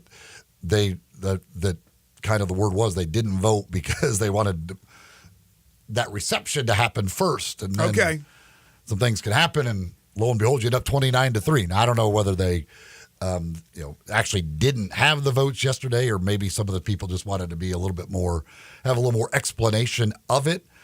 And they needed 24. But it's going to be, it's going to be very different. This is going to be. It's going to be weird. Quite startling to some fans as they watch this and try and figure out exactly what is happening. But it is almost. Basically exactly the XFL kickoff. So I don't know. We'll see how it goes for the year and then see if they end up sticking with this or if after that year they decide they don't like it and go back to the normal kickoff. I think. Right. This is implemented for those who don't know. This is implemented for the 24 season. That's it. I don't think we'll ever get back to the normal kickoff that we've been because I do think they want to get rid of all the touchbacks. Mm-hmm. So either it's moving the kicker back or something, but I do think they want to definitely do something that gets rid of all of the touchbacks. So whether it's this or some other form of the kickoff, but I do think that we will not see the kickoff they've been using because the kicker's legs have just gotten too strong. I mean, these guys booted out of the back of the end zone like it's nothing now. I mean, some of these guys are kicking it through the goalposts on kickoffs. It's so to get rid of to do something to get rid of all the touchbacks. I understand that, and I'm fine with that. And I'm fine with this. I'm interested to see because I didn't watch a lot of the XFL and the USFL didn't use this kickoff, so I'm interested to see what this kind of looks like and strategy-wise, how it affects field position and how teams will approach this? Like you said, it's modeled after the XFL. It's not exactly what they did in the XFL. In the XFL, they lined up further downfield between the returning teams 30 and 35. More than 90% of kickoffs were returned during the XFL's 2 seasons. NFL special teams coaches who participated in designing the NFL version of this format are hoping for a return rate of at least 80%. Because the thing to me about this is how important is 5 yards to coaches? Because now the touchback is the 30-yard line. Well, the touchback was the 25. So how big of a deal Back in the day, it was a 20. do they make of that 5 yards? Now, and you could also, and part of it will be, I guess, if you've got a kicker who is really, really good and can kick it like high or what it doesn't have to be high because they can't move to catch it anyway, but can get it to come down at the 1 yard line or 2 yard line every time. What kind of field position are we seeing on the return kicks? If guys generally are getting it out across the 20, again, does taking the chance of a guy breaking a return matter that much versus, okay, we're basically giving up returns to about the 23, 24. If we just kick it through the end zone like we've been doing, they get it at the 30. I don't know. Again, and analytics will tell them a lot of this stuff about what percentage of drives starting here, and here are going to result in points or result in touchdowns, all that stuff. But I just wonder if there will be some teams that go, we don't care that it's out to the 30-yard line. I'd much rather just boot it through the end zone and not give them a chance to bust a return that either goes for a touchdown or gets them well beyond the 30-yard line. Well, here's a little reaction from Motor City Dan Campbell. The Lions were one of the teams that approved this measure. He said, quote, you felt like that took a significant amount of plays out of the game, and those were from special teams. And you don't make it up really anywhere else. And so we put an emphasis on it. So I believe in it. So that sounds like he's just more concerned about the element of the special teams. When we talk football, we always say there's 3 parts of the game: offense, defense, special teams. Well, he's saying that takes a big hunk of the special teams element out of the game. You still got to kick, you still got to punt.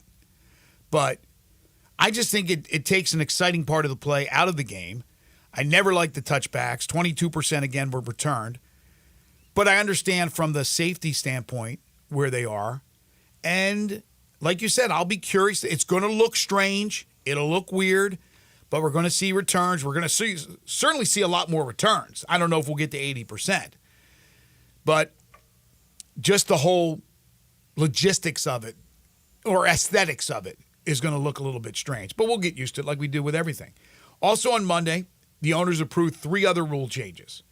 This was a no-doubter it was getting changed, much to the chagrin of the Players Association. A prohibition of the swivel hip drop tackle technique.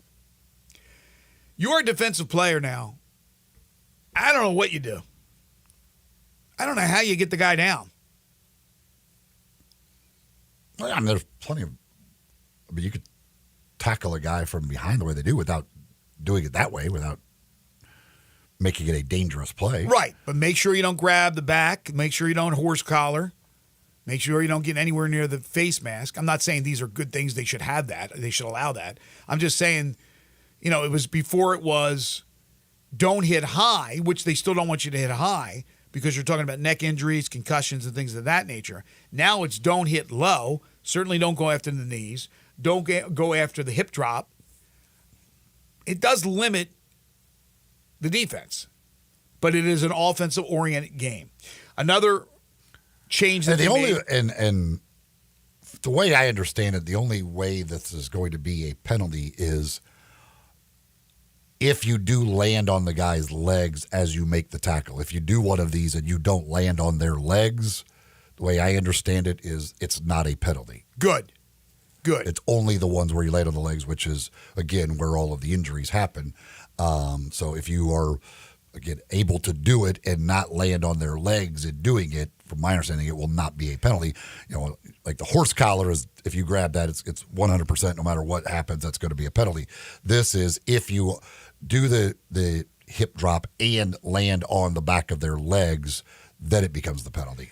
Is it going to be clear? Like, how about if he lands on like a little part of the leg, but not square on the leg? I mean, we're going to get that. We're going to get those if issues. you land on the legs at all, I'm assuming it's a penalty. I don't know for sure. Like if it touches the white line in tennis at all. I don't know how they're defining it exactly, but the way I understood, the way they said it is, what is banned is the ones where you do it and land on the ball carrier's legs. All right, the other rule changes that were approved, allowing teams to receive a third challenge after one successful challenge. Previously, teams had to be successful on 2 challenges to receive a third. This proposal was submitted by, you guessed it, the Detroit Lions.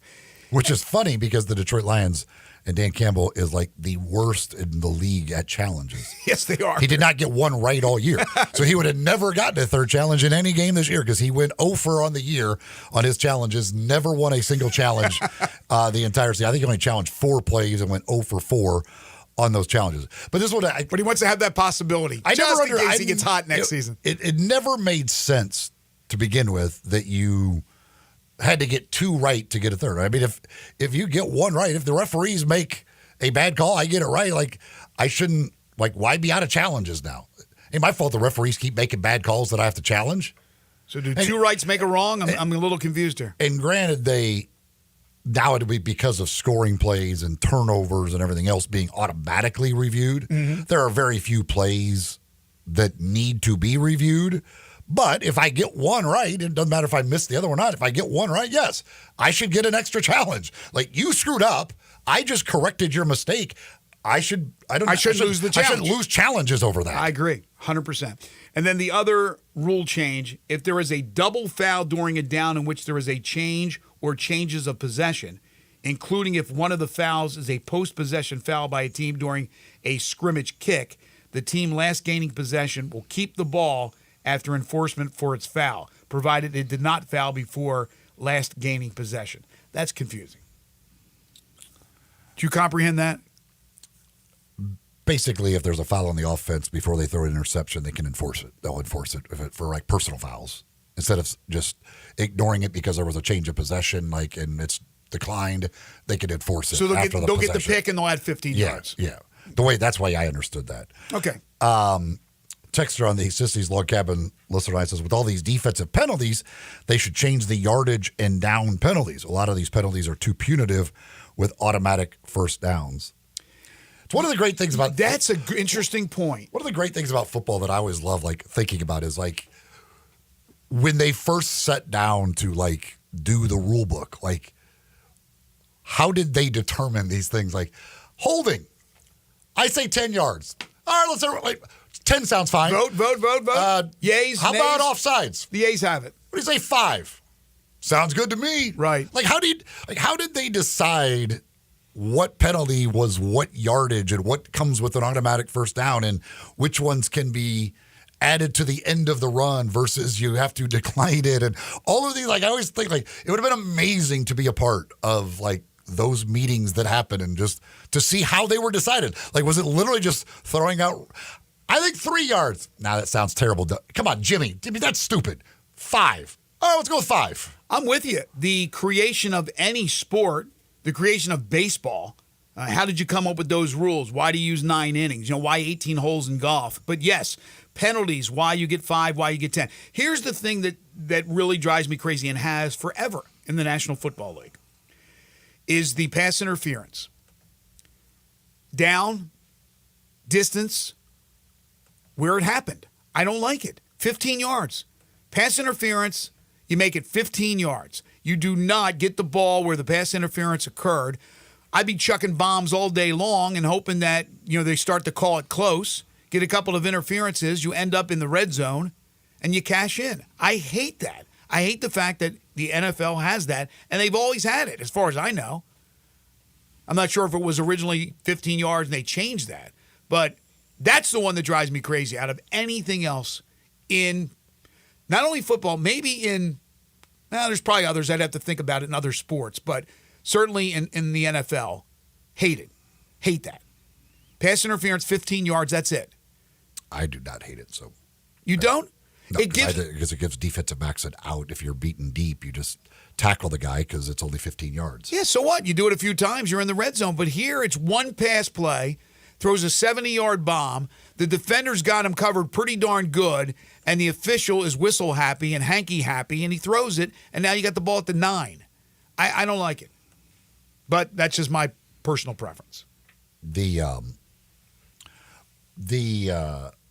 thing though, and not like the UFL is doing what the USFL did. It is 15 yards. Well, if it's less than 50 yards, spot, but 15 yards. But if it is, I can't remember what the terminology they use. But they can make it a spot foul if they believe it is a blatant thing. Like I said, like a defensive back just knows he's beaten. Yes. So he just basically tackles the guy. That's what the USFL did. I don't think I don't believe it was ever called a spot foul last year.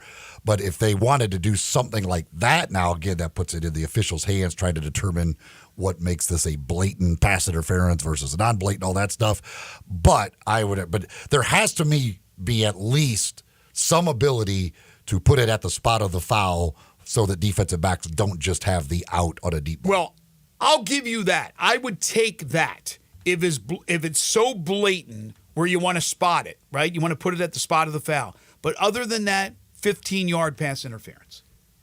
Mid-South Ag Equipment, folks, for all your equipment needs, and we're getting that time of year. Folks are going to be hitting the fields and doing those types of things. Well, you want to make sure your equipment is ready to go. Maybe you need some new equipment. Go see the folks at Mid-South Ag Equipment and check out that Case IH Farm All Series tractors, plus the Bush Hog equipment, and so much more. Maybe you need service to get your equipment ready to go for the year. Well, the folks at Mid-South Ag Equipment can certainly do that for you as well. They've got new equipment, they've got pre-owned equipment, and they will service your equipment as well at Mid-South Ag Equipment. Located just south of Collierville on Goodman Road, also online at midsouthag.com for all your equipment needs. Go see the folks at Mid-South Ag Equipment. Easy to find, easy to get to off of I-269. Go to the Goodman Road exit. They are just a half mile west. Can't be any easier than that to find the folks at Mid-South Ag Equipment. You're tuned in to Sports 56 Mornings with Greg and Eli on Real Sports Talk, Sports 56 and 98.5 FM. Join the voice of the Tigers, Dave Woloshin, for Wolo and Friends. Weekday mornings from 10 to 11 here on Sports 56 and 98.5 FM. Looking for sports in all the wrong places? Try the Owner's Box Sports Bar and Grill in Lakeland Town Square. Fun, friendly, exciting, and comfortable with wall-to-wall TVs for all your favorite games, 24 taps for all your favorite beers, including NA and local craft beers, and an in-front-of-the-wall full bar for all your other favorite beverages, including a full wine list. Add in an upscale menu, patio seating, daily specials, and events, and you found all your sports in the one right place. The Owner's Box Sports Bar and Grill in Lakeland Town Square, Highway 70. For the latest from the world of golf, tune in every Saturday morning from 9 to 11 for the Golf Shop Radio Show, presented by PlayGolfMyrtleBeach.com, the golf capital of the world. Hosts Mark Greenhelge and Matt Blanchard talk golf from tee to green and everything in between. If you like golf, you're going to love Golf Shop Radio. Before you tee up, drop on in. Welcome to the Golf Shop here on Sports 56, Real Sports Talk.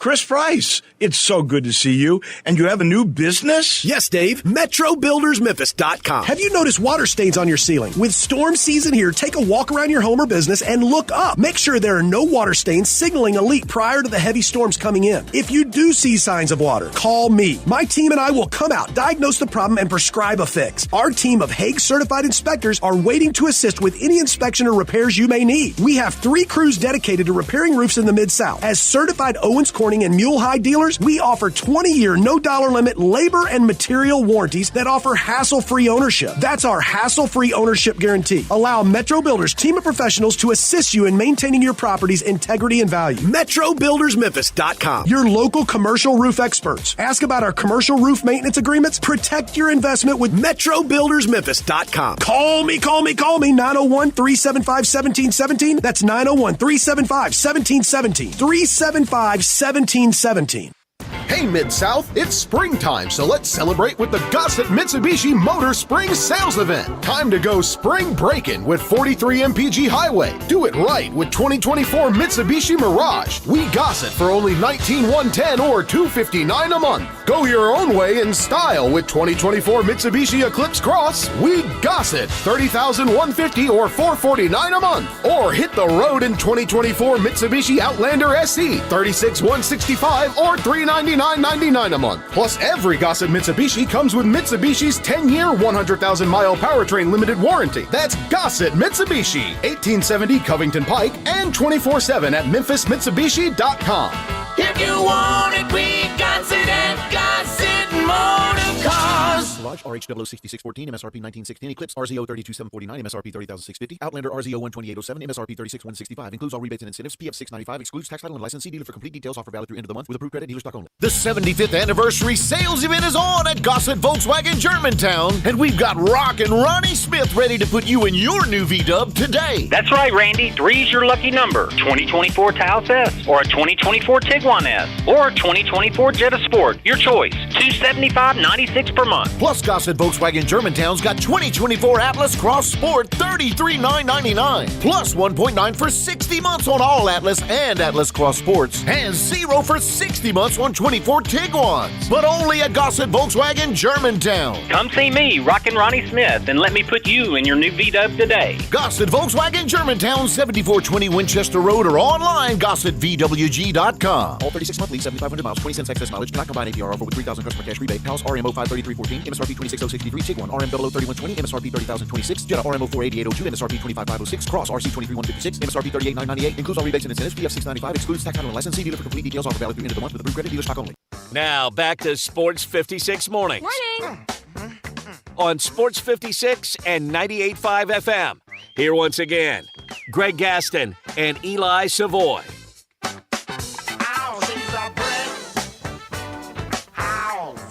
Welcome back, everyone. More moves that the NFL owners have agreed upon at the owners' meetings in Orlando, Florida.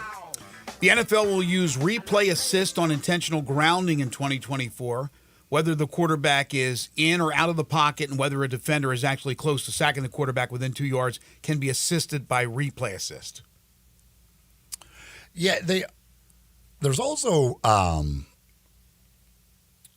there's some debate because Tom Pelissero said that he, and I think he even asked the question of somebody, and because they were talking about letting the sky judge, because they don't call it the sky judge, they whatever replay assist, also determining like if the referees on the field were to throw a flag for roughing the passer because they believe a quarterback was hit in the head, but replay shows he was not hit in the head, that the replay assist could tell them he was not hit in the head and they could pick up the flag. Yeah, look, that's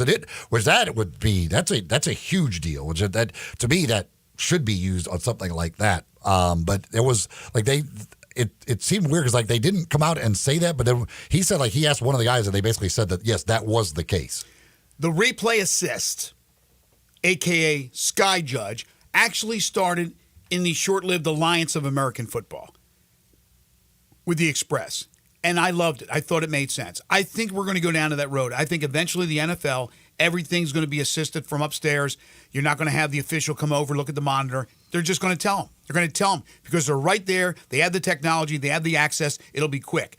Also, the NFL has approved a rule to allow a replay review when there is clear and obvious visual evidence that the game clock expired before any snap. Again, I'm fine with this, but if we're talking about the referee having to go over to look into the monitor and all that, I mean, we're talking about adding time to these games. If everything's from the assist upstairs and it's quick and obvious, I'm all for it. I'm all for it because you have that technology. So they're going to look at that as well. Yeah, I mean, that's only 4 times a game that could even No, I come know, into but effect. we're adding things. I have no problem adding things, but again, I think one day it will be, and it's funny, we got the kickoff, which came from the XFL, mostly. I know they tweaked it a little bit. If they go that route with the Sky Judge, it started with the AAF. These are things that you look at, even if you're the mighty NFL, and you go, yeah, that's a pretty good thing. They also did this, which I think makes sense. The NFL will now allow teams to promote a practice squad quarterback to the active roster for game days as an emergency third quarterback an unlimited amount of times during a season. That's makes too much sense. The on the new kickoff thing with the fact that they said that if you want to do an onside kick, you have to inform you could do the traditional onside kick. The Eagles, I know, made the proposal to have the alternative to the onside kick, which was their proposal was a 4th and 20 from your own 20-yard line. I assume. I wonder if that even got to. I don't know how these proposals. Like, do they have to vote on them all? Do they not bring them? Like, there's certain ones not even make it to a vote. But like, that was a proposal. That was one of the proposals from the Eagles. Was the 4th and 20 option for an onside kick. I wonder if that even got to a vote, and if so, I would like to know what the voting is. I wonder how many teams are for that or against it. Like, is that something that teams think is stupid and has no chance of passing? Because to me, especially with going to this new kickoff, you then just eliminate onside kicks altogether and go to 4th and whatever you want to do as the way of keeping the football version of it. I like it. Was that XFL or USFL or both? One of the leagues are. Well, USFL had it. I think the XFL did too. Yeah, I think they both had it. I love that. But as far as your question is concerned, there was 4th and 12. Yeah, but whatever it is, I mean, I like that option. It brings some excitement into it. You know, take a chance, gamble when you're trailing, try to get back into the game of a blowout game. But as far as getting the vote and how they do that, I don't know. They got little cliques too, right? The owners have their little cliques. Hey, don't let him over. Don't let him over here. I don't know if those proposals say that about are Snyder. Automatically voted on, or if you have to have a certain amount of people like supporting it to even get it to a vote. Because I would love to know what that 4th and 20. Because I think this is like the 3rd year that the Eagles have done this. I'm pretty sure it's been the Eagles every year. They propose this thing every year.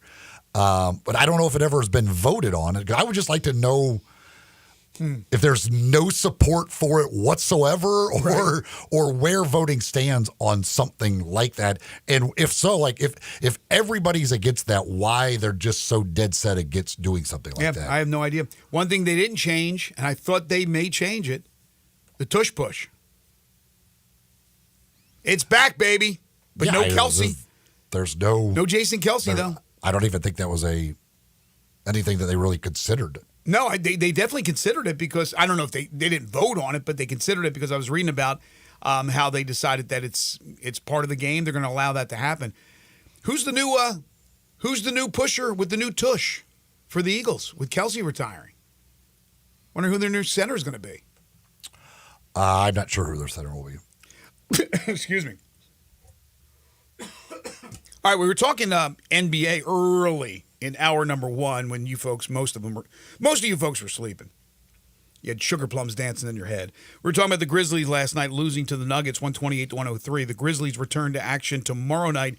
They will host the LA Lakers, and we'll see. The thought is that Brandon Clark, who was listed, he was on the injury list for the first time other than out. He was listed as doubtful. Obviously did not play last night. But we're waiting to see for when the injury report comes out whether it will be questionable. Because if it's questionable, there's a good chance that he is playing and will return for the first time since tearing his Achilles. And that's... I'm betting on questionable. And that means you're betting on him playing. Me, Shohei, Jonte Porter, everybody's betting on questionable. Pete Rose. Yeah, so if that's the case, I mean, that gives you added incentive to want to go watch a team with 24 wins, other than that they're playing the Lakers, and for all you LeBron and AD fans. And, of course, we don't know if LeBron's going to play. He's doubtful for tonight's game in Milwaukee. But back-to-back, as I talked about in hour 1, you're the Lakers. Sure, you can beat the Bucks. I understand that. But all these games are important. If he's not going to play the one game and it's not a serious injury, you would think he'd come back and play the Grizzlies because that's one you certainly don't want to give away. Then on the other side of the thought process is, well, you know what? We should be able to beat that team no matter who's playing. So you never know. But check it out tomorrow when the injury report comes out, whether or not LeBron is going to be able to go. Last night, elsewhere, aside from the Grizzlies' loss in Denver, the Atlanta Hawks came back from 30 down in the second quarter and nipped the Boston Celtics at the wire 120-118. My thought about this one is that the Celtics are just bored. They lost their concentration, and then by the time they realized Atlanta had won the game, they're just bored. The team is running away with the East 57-15 after that loss. 57-15, 10 games to go. They're 10.5 games up. They've already clinched. But they're bored. Now, that does not mean that this is some shoo-in that you should be throwing your money on Boston to win it all. A lot of people will, and it will be, they would be the favorite, right? I mean, I'm sure you can look up in the books right now, the Celtics will be the favorite. They're going to have the home court advantage throughout. I'm predicting. I mean, it's going to be, it's crazy to think that a team that good can lose a 30-point lead. Mm-hmm. I mean, it doesn't make sense how that possibly happens, but for them, it's not a costly loss in any way because they're going to easily win the East. They're easily going to finish with the best record in the NBA and have home court advantage throughout. So it doesn't, you look at a team like Phoenix last night who took a horrendous loss to lose to the Spurs without Wembanyama. I don't even understand how that could happen to Phoenix. And now suddenly that drops them down into the 8th spot and into the play-in as both Dallas and Sacramento won last night. So both of those pass Phoenix. I mean, that is a horrendous loss, a loss that they just can't afford to take because they're looking like they're going to play themselves possibly into the play-in rather than into the playoffs. Yeah, I still can't contemplate the Suns making a serious run. They have the players, they have the talent, but my gosh, they're just inconsistent. By the way, with the Boston loss, that snapped the 9-game winning streak. The Celtics' average point differential, they defeat opponents. Well, it's not even defeats, and even losses, right? The combination, 11.5. They're 11.5 points better. Plus 11.5 points. That's crazy. Yet, I've said it before and I'll say it again. The Celtics are not winning the NBA title. They're not winning it. Mark it down. They're not winning the NBA title. Now, I don't know if Denver's going to repeat, but I'd certainly take Denver over Boston. Some of these other teams in the West are really intriguing, talent-wise. You have a young team like Oklahoma City. You have a mix in veterans and younger guys in Minnesota. The Pelicans.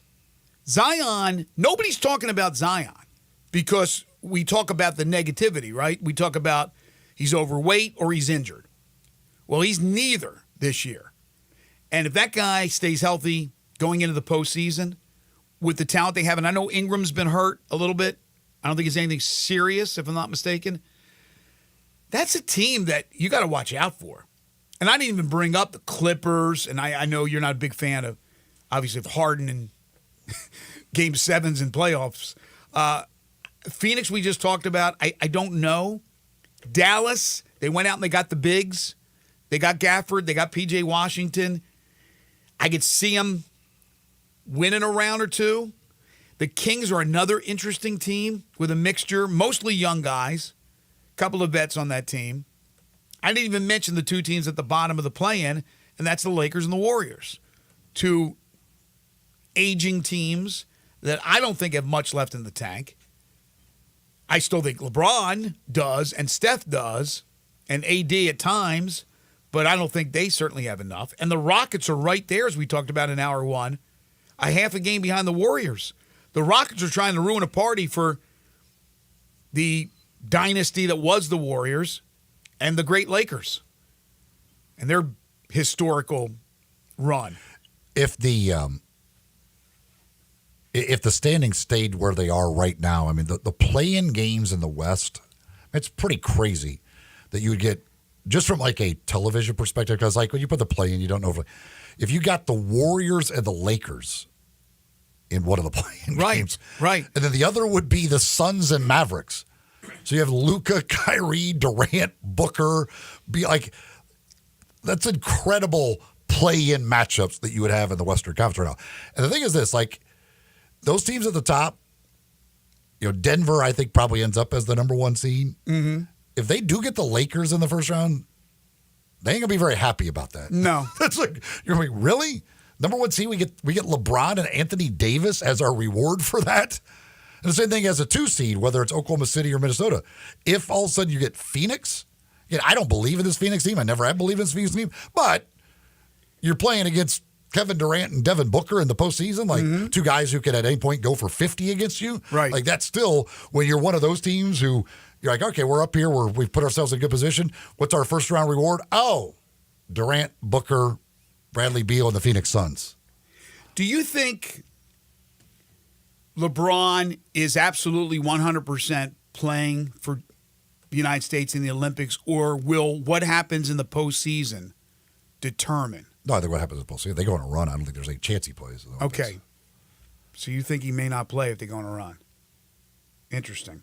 The dude's old. I understand. He ain't playing year round. Still plays like he's young, though. Don't let LeBron hear those comments. Exactly. Listen, I text him, Zach. He's unbelievable, but by NBA standards, the dude is really, really old. Like minutes played, especially because you all the extra playoff games and everything else. Like it's insane to do what he does still today at this age and after playing that many games, that many minutes, and everything else. But by NBA standards, you can't argue anything. Like the dude is old. Yes, but I disagree. I think he's playing for the Stars and Stripes, one last hurrah, knowing that they owe it to the world. They're going to win the gold. They're going to win it convincingly. They're going to have a great team. Curry, probably last hurrah. Some of these other guys, maybe their last chance. I think he plays no matter what happens to the Lakers in the postseason.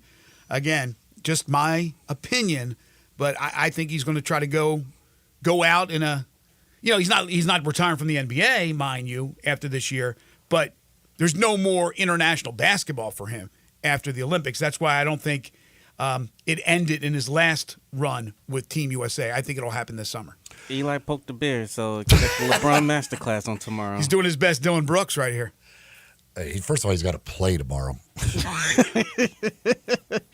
Bring a sign. Again, I don't know how serious this injury is, but again, if he's listed as doubtful for tonight, again, it may just be they don't want him to play the back-to-back. Tonight's the TNT game, so they have to have the injury for that. He'll play tomorrow night and be fine. I don't know. We shall see. But first of all, he's got to play tomorrow night to worry about who poked the bear. Folks, when it comes to jewelry, engagement rings, any fine jewelry, even pre-owned Rolex watches, you're not going to find any better than Genesis Diamonds. The selection is out of this world. When it comes to the diamonds, they've got everything you can imagine, every size, every shape. They've got every price range taken care of when it comes to the diamonds. When it comes to the top designers, when it comes to the rings, they've got all of them. The top 10 designers out there, they've got every single one of them over at Genesis Diamonds. Plus, they got a great staff to help you pick out that perfect ring. So if you're thinking of popping the question, if they're just looking for a special piece of jewelry for a special occasion, go see the folks at Genesis Diamonds. Don't compromise. Go check out the best, see the best, and you're going to be blown away. If you haven't been in there, just go in there and you'll be blown away. I guarantee it. Don't buy anywhere else until you at least give them a try at Genesis Diamonds. Located at Poplar and Perkins Extended. They've got the state's largest selection of luxury pre-owned Rolex. They had their big luxury pre-owned Rolex event going on over the last weekend. It's not about price. It's about craftsmanship, quality, detail, individuality when it comes to finding that perfect piece of jewelry, and that's what you'll find at Genesis Diamonds. All right, one segment to go. We'll get to it when we return. This is Sports 56 Mornings with Greg and Eli on Real Sports Talk. Sports 56 and 98.5 FM. Broadcasting from the Family Leisure Studio, we are Sports 56 and 98.5 FM. You or someone you know or care about has dealt with a difficult divorce. When facing divorce, you need the attorneys at Rice Law. Nick and Larry Rice lead the firm with 3 generations and 7 decades of experience. Located in Memphis, serving the entire state of Tennessee and North Mississippi. Rice Law is who you need to call. Simple or difficult divorce, they know how to handle it. Call Rice Law at 901-526-6701, or for more information, visit them at aboutdivorce.com. That's aboutdivorce.com. It's time to triple Triple your savings with Gossett's Jeep Celebration Event and Ram Truck Month and Dodge Power Shot Days all at Gossett Chrysler Jeep Dodge Ram Fiat on the Pike. How about new 2023 Jeep Renegade Latitude 4x4? We Gossett $5,052 off MSRP. That's Jeep Renegade Latitude $24,988. How about new 2023 Jeep Cherokee Altitude 4x4? We Gossett $33,230. That's $8,000 off MSRP. And Gossett Chrysler Jeep Dodge Ram Fiat on the Pike has 2023 Jeep Gladiator Rubicon 4x4, $14,000 off MSRP. So drive past the rest and come to the best Gossett on the Pike or shop online, GossettMotorCars.net. If you want it, we got it at Gossett Motor Cars. Renegade Triple P 56029 MSRP 30,040. Altitude PD 10 3653 MSRP 41,230. Gladiator PL 570 369 MSRP 64,925. Includes all rebates and incentives. PF 695 excludes tax, final license. See dealer for complete details. Offer valid through end of the month with approved credit. Dealer stock only. Are you aware? It's patio season. Family Leisure sure is. That's why they have factory direct pricing on swimming pools, spas, and even, yes, patio furniture. Yes, sir. It's indeed patio season. So come by Family Leisure and check out all the brand new 2024 patio furniture sets. And with patio season here, you know that pool season will be here before you even know it. So buy now to get in line for your pool installation and get pre-season pricing. Plus, you could save $1,000, $2,000, $3,000, even up to $5,000 on all spas and swim spas. Family Leisure has got special pricing on all in-stock saunas, theater seating, pool tables, and even outdoor kitchens. I love it when it's patio season because of all the fantastic deals that Family Leisure makes available just for you. Family Leisure, Whitten Road at I-40, where family and fun come together. Hello? Hey, little sis. Did you get your W-2 yet? Yes, I did. Well, you know last year when I told you to file early to get your refund quick? Yes, I remember. Well, go ahead and call now, and you can get your refund fast. Thanks. That's why I love you. Always looking out for your little sis. To get your taxes filed quick and get your refund fast, go to Brenton Tax Service, located in Midtown Memphis on Madison Avenue. We may not be related to you, but at Brenton Tax Service, we protect you like family. Get in zone, AutoZone. Welcome to AutoZone. What are you working on today? Brakes? We can save you 15% on that. We have OE quality Duralast brake pads and rotors in stock, ready for pickup or delivery. We also have calipers, brake fluid, tools, and anything else you'll need to do the job right. When you get Duralast pads and rotors together, you'll save 15%. It's just part of what makes us America's #1 brakes destination. Get in zone, AutoZone. Welcome to Triumph Auto Sales, where you'll have a great car buying experience. Triumph Auto Sales is your #1 source of quality pre-owned vehicles ranging from lease returns to new car trades, all at huge savings. Plus, Triumph has a full array of financing options to meet your needs. Find your next car online at TriumphAutoSales.com or stop in today at 4875 Elmore Road. Triumph Auto Sales will help you get the vehicle you want at the price you need and the service you deserve. For a great car and a great experience from a local and family-owned business, visit Triumph Auto Sales. Now back to Sports 56 Mornings. Good morning. On Sports 56 and 98.5 FM. Here once again, Greg Gaston and Eli Savoy. We were talking earlier about the NCAA women's basketball tournament. Caitlin Clark and Iowa, their win last night. Tough, hard-fought win over West Virginia at home. UConn is in the Sweet 16 for the 30th straight year. Gino Auriemma, obviously one of the great coaches of all time. After their win yesterday, he talked about his star, Paige Beckers. He said, "We have the best player in America. The stats will tell you one thing, but it's when they happen, and how they impact the game that's so remarkable. I just think this team will go as far as she's able to carry that kind of a load, as long as she keeps getting a little bit of contributions from everybody. You need people who can make winning plays at big moments, especially the last 5 minutes of the game. You need people that can make those plays, the shots that they have to make, the rebounds that they have to get, the loose balls that they got to get, the stops they have to have." It's interesting. You got Gino Auriemma talking about Paige Beckers, and certainly an argument. Dawn Staley and her incredibly talented team. Then you have Kim Mulkey and Angel Reese, I would assume, is considered their best player. You have other great players around the country. And then there's Caitlin Clark. Now, most people would believe that Caitlin Clark is the best player in college basketball. She's breaking every single record. But here you go. Here's Gino coming back and he's going to support his players.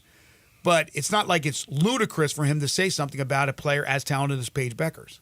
Oh, she's incredible. And you'd like to see what her career would have been without the ACL injury that she suffered that cost her over a full season. And she was incredible yesterday in that game. I think she ended up with 32, if I'm not mistaken, in their win yesterday. She's an absolutely incredible player. And certainly I would expect that that's the type of stuff Gino Auriemma would say about her. She is great.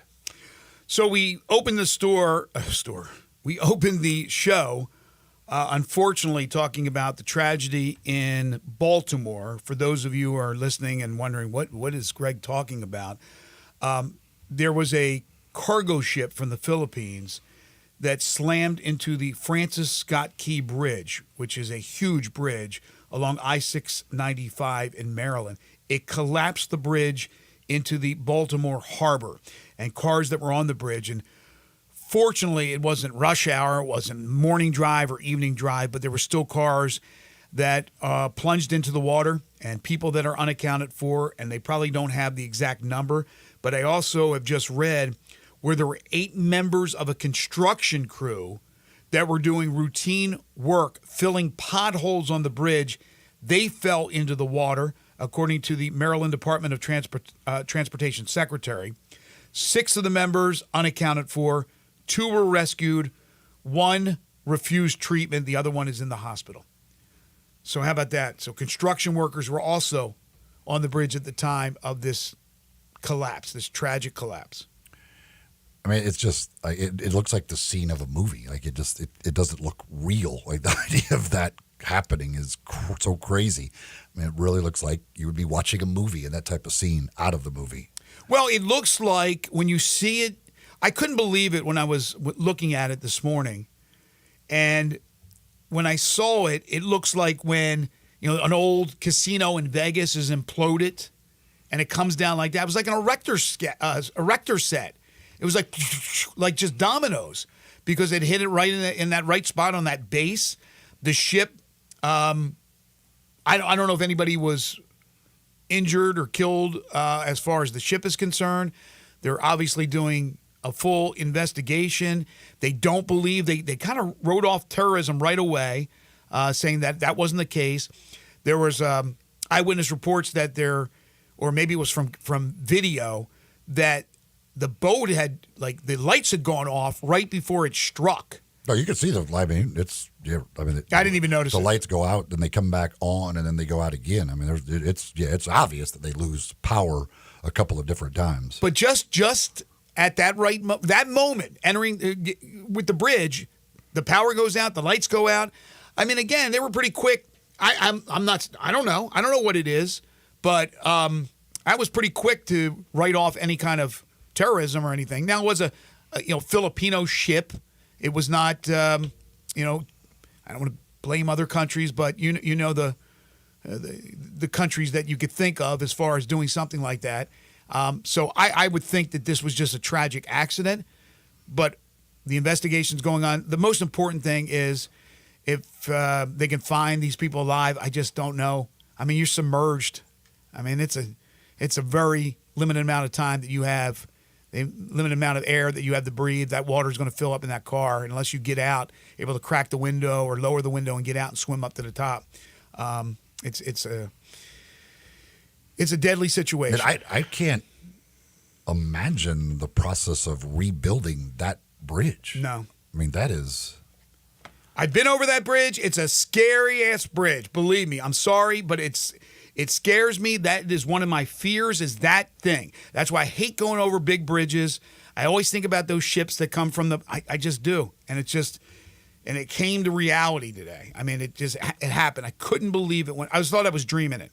That I was actually, of course, this is my old stomping grounds, neck of the woods, Maryland. So certainly thoughts and prayers to everybody involved in that one. That's going to be, look, they have the harbor tunnels. So there are ways to get around Baltimore. other than going over the Francis Scott Key Bridge. But yes, as far as rebuilding that thing, you probably could put that away for years and years and years. Yeah, like I have no idea how long it would take to, but that is a massive, massive project to try and rebuild a bridge of that size. That'll do it for us today. We want to thank you folks for listening. We appreciate it as always. Thanks to Connor O'Gara and Jeff Crane for joining us on the program. We're back tomorrow bright and early at 7 a.m. Jerry Palm will join us. We'll talk NCAA tournament with him. We'll talk Grizzlies with DeMichael Cole as the Grizz get set to host the LA Lakers. Will it be the return of Brandon Clark? I'm not sure if Andy Borman will join us. I will check on that. We're always working on other guests as well. Thursday, by the way, is opening day for Major League Baseball. Other than the Soul Series between the Dodgers and the Padres, we'll make our Major League Baseball predictions on Thursday. Waldo and Friends on Sports 56 is coming up next, so stay tuned for Waldo. For Eli Savoy and Zach Boyd, I'm Greg Gaston. Have a great Tuesday, everyone.